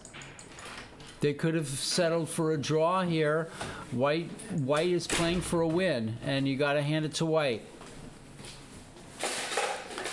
We have Walter Askin, and this again went sort of the way we thought it was going to go. Oh, so he took on a 4. So if white can win, if white can take on F, let's say black plays king E3. I think it's not winning anymore. Yeah, this might not be a win anymore. I think white This is is- like lost the chances here. I don't know. What is the plan? I want to take F5, but But my then my your king is going so to come active, all over yeah. there. Yeah. Funny, funny, funny. The computers will have to find the win for white somewhere here, and white's very low on time as well, so we're not sure. Let's see. Stierman versus Diaz. It's still the same, yeah. Diaz is just hoping that Stierman has to go home for his bedtime. What are the chances of that to happen? Yeah, his parents are going to say, Hosea, it's it's curfew. bedtime. Because I don't see how Diaz is going to get out of this in any other way. And, okay, so we're back to this game. Let's see what's happened here. And this did happen. He took on, and then he did play rook f6. So, what are we missing? If white plays knight c5, which is He exactly did, what... yeah. Rook f6 looks like a mistake. Unless white wants the knight on c5 for some reason. I don't think Maybe- black should be playing rook takes a6 Yeah, here. maybe I so should go like rook f3, rook f3. like I was. But then I will like go. Oh, I think this is a mistake for black to play like this, unless he's calculated that. because he's gonna lose the pawns on the king side, right? If he will go to. Yeah, I think it's the white is winning. Unless there's a mate here, king f4. Look at this. Oh my goodness, I'm nervous for them. No, mate. No mate. G5, knight G2 mate. That's it. It's over. What is over? No. No. White can't avoid mate. My goodness. So who gave mate? Yeah, come look at this. There's This no game. way to So- save, right? No, it's it. Jason Childress has fallen into a mate Anyway, with knight g2 mate is now impossible to avoid. And then you move knight So G2. after knight c5, No, he's not- lost. Yeah. King So H4, rook a6 was a King mistake. H4 is a mistake. Yeah, he shouldn't don't put. Yeah, Yeah. King H4. Like we saw, like So he we're should saying have- king h4 is a mistake. Yeah, he should have go back to G2 and G1. Knight e3, knight e6. Let's try to save. But it's the- kind of pretty, yeah. Yeah, very, very nice. Knight e6, king f6, rook c6. This king e5, Yeah, active And- piece, no? active piece. And he kind of fall into the trap. I mean, white should play king g5 maybe here or something like that. Yeah, I want to. But then, yeah, G5 is okay. Yeah, this is horrible, folks. Look what's happened here. Black, Oh, okay, he already resigned. yeah, king f4. Well, there's a lesson here. There's a lesson here to be learned. Don't be greedy. Don't be greedy. Amazing. So that means I'm trying to see. Do we have the? Is this the? I don't know. Yeah. Did Childress finished with 4.5. and Ivanov finished with 5, and you finished with 5. Right. So right now, you're both splitting the 2100 under 2200 prize. And I think, and that's, Walger can also join you, I think. If he wins. Wins, yeah. And Askin, who Walder is playing. Yeah. So those it's games up to have them. an interest. For let's look at this one.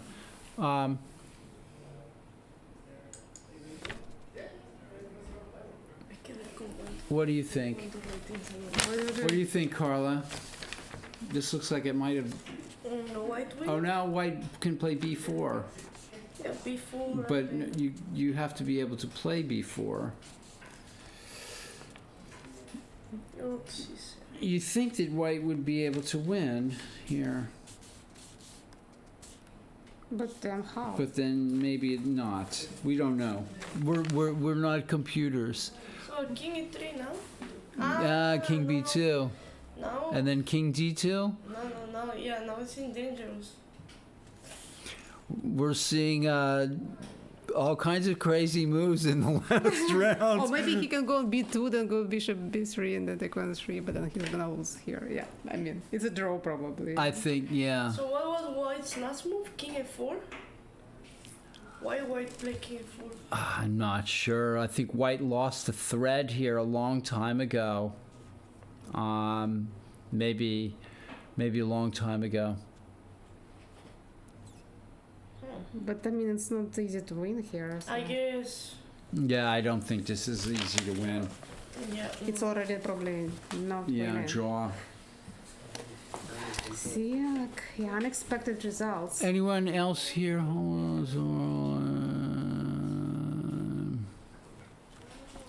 Okay, Paul, that's nice. Nice seeing Doing business with you. Yeah. Next Tuesday Yeah, night marathon. yeah, Are you next- going to play? Yeah, I'm planning. Okay, I'm good, planning, Yeah. Good, excellent. Yeah. See you next time. Yeah, thank you. Yeah. Thank you, and congratulations. We'll mail you your check. Okay, Your great. 2 checks, I think. Yeah. All right. Two checks. Well, yeah, best woman player in the tournament, and then best under 2,000, under 2,200. Right? All right. Probably, or or tie, or we'll see. Okay. We'll okay. see. Yeah. Thank you. We'll let you know. Thank you, guys. All right. Yeah, Thank you. yeah. Bye, Natalia. How much is woman play? I didn't know that was didn't pay. Thousands of dollars. thousands. Yeah. Yeah, you missed your chance. Ask Abel. I think it's 75 or $100. He added a prize and also added the best under 2,200 prize. But we always had this best. No, not this time. With the restructuring, there was just a first, second, and third. Uh-huh. And then, so there was no expert prize because there was an A-B section and an under 1,600 section, but there was no expert prize. So some people were complaining, and Abel said he would add a best under, an under Because we 2,200. restructured. Yeah, we always like, had like 22. we always had a best under 2,200 now. So we'll continue that, yeah. Yeah. Okay. All right. And you're going to win everything. All right, good night, Natalia. Okay. Good night. Is there a way to, see, we have somebody, can we take that out? So he is. Congratulations, Elliot, on a fine win. But Diaz, it looks like Diaz is just, okay, so Diaz has played a few moves. Why did he play King D3? He's getting, okay. What's the, Okay, so he's giving up a piece. This is the only way for him to play is this the on. game? Oh, Yeah. this is it, and they're short on time. This is the game. What's the count? He's down a piece. He's down a piece, but he And had to do. Mayfair, He had right to. bishop and He everything. had to do it. So this is hopeless. Or is it? It looks hopeless. No, actually, it is slightly annoying for white. Right, exactly. When that's the only chance he has is, I mean, Diaz is taking his chances, but things are going quite well for. Have a seat, Elliot. Come on, Elliot. Sit down for a minute. Congratulations, Alexander. Congratulations on a nice finish. But probably it shouldn't have happened that way. That it did happen. I think that. Was I losing at some point? No, but I think, I mean, I don't know, but I think that maybe the repetition was a better way for White. White overestimated his chances. I offered King the draw. H4, I yeah, offered the draw right. after 93. Uh-huh. How did your game go? Fortunately, Spassky In time pressure, we drew, etc. But I'm sure it was. Oh. Well, you know what? It may not have been so clear after he had the F pawn and the bishop, and you might have to run that through a pretty sophisticated computer program. I think my king F4 was a mistake. Okay. Maybe not, but. All right. Are you broadcasting right now? Are there enough Yes, we are broadcasting. In Why do you fact, have if it you so would like to get down to our level by pulling up a chair or something, because we don't want to see your midriffs. Okay. Oh, there you go. I mean, I really don't want to see my I can. Too late. But now we can't see you, Elliot. Well, that's I not am my joined by international master Elliot Winslow. Winslow. And we're following, Elliot's following with me the With last bated breath, game. etc. Oh, wait, is that the current position? Holy This cow. is the current position. And look at Diaz is Fighting for mate. fighting like a maniac. Behind us here is Alexander Ivanov, Where's Nelson? We should get his opinion. who had a really nice finish in your game. Yeah, beautiful. Yeah. Oh, you held. You won. No, he won. Well, yeah, it wasn't my really. It was a cooperation really. But you're going to tie for. We added a best under 2,200 prize. Right. So you're going to tie with Natalia and maybe. I'm not sure. We're going to. Yeah, you're tying with Natalia, and and that's it because that's it. You and Natalia tied. Meanwhile, has anybody put the results into the computer? You'll have to ask Abel that. Look at what's going on here, He's folks. trying to get himself checkmated. Oh no! Unfortunately, everything's guarded. The A pawn's doubly guarded, so bishop takes D3 will be okay. So King E3, Yeah, but I mean nothing- it's just it's no fun. Rook G3, and then what? Oh yeah. The king goes up to D4 D4. No, D4 is no good. That loses the rook. No, it doesn't. You know, bishop back to C4. We really don't want to see rook and bishop versus rook. Well, I wonder if Josiah. You know, I had rook versus rook and bishop against Josiah, and over again in time, you know, we're in mad time trouble. Over and over again, I headed headlong into the lost position, and he didn't win it. right. It was really embarrassing. I still don't know what I'm doing. Don't broadcast. Oh, If too late. Josiah wins, is he tying for the? He'll tie for Yeah, the three of us first, tie for second, first. and third.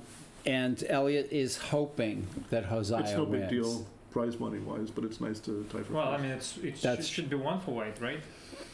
It looks like it. Difference It of looks like it, $40. but I mean, Diaz has proved. 5 seconds. What's 10 that? seconds. Oh, he's okay. Oh, it's delayed factoring. It's over. The time over here is. He's gonna drop the time. The time is. Is it?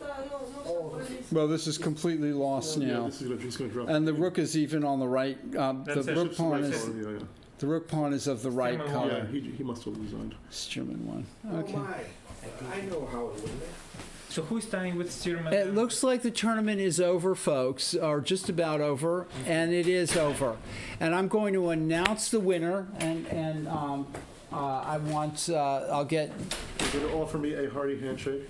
congratulations, You know that- Elliot. you know that Tied scene for first. from the bank. Elliot Winslow wins Does it the again. Spring Tuesday Night Marathon, tying the for wily first. veteran, etc., The etc. wily veteran, tying for first with Conrado Diaz, who lost, and Josiah Stearman. Amazing. And that's it. I'm going to say goodnight. And can you put the end screen on for me? Remember And the scene at the end of we'll see you in 3 weeks, 3 Tuesdays from now, The scene folks, at the right? end- The 28th. Okay, We'll be back live broadcasting round 1. don't wake them up. You remember the scene at the Okay. end of One Flew Over the Cuckoo's Nest, the movie, Yeah. where the guy who's actually Christopher Lloyd, he's watching. He sits up in his bed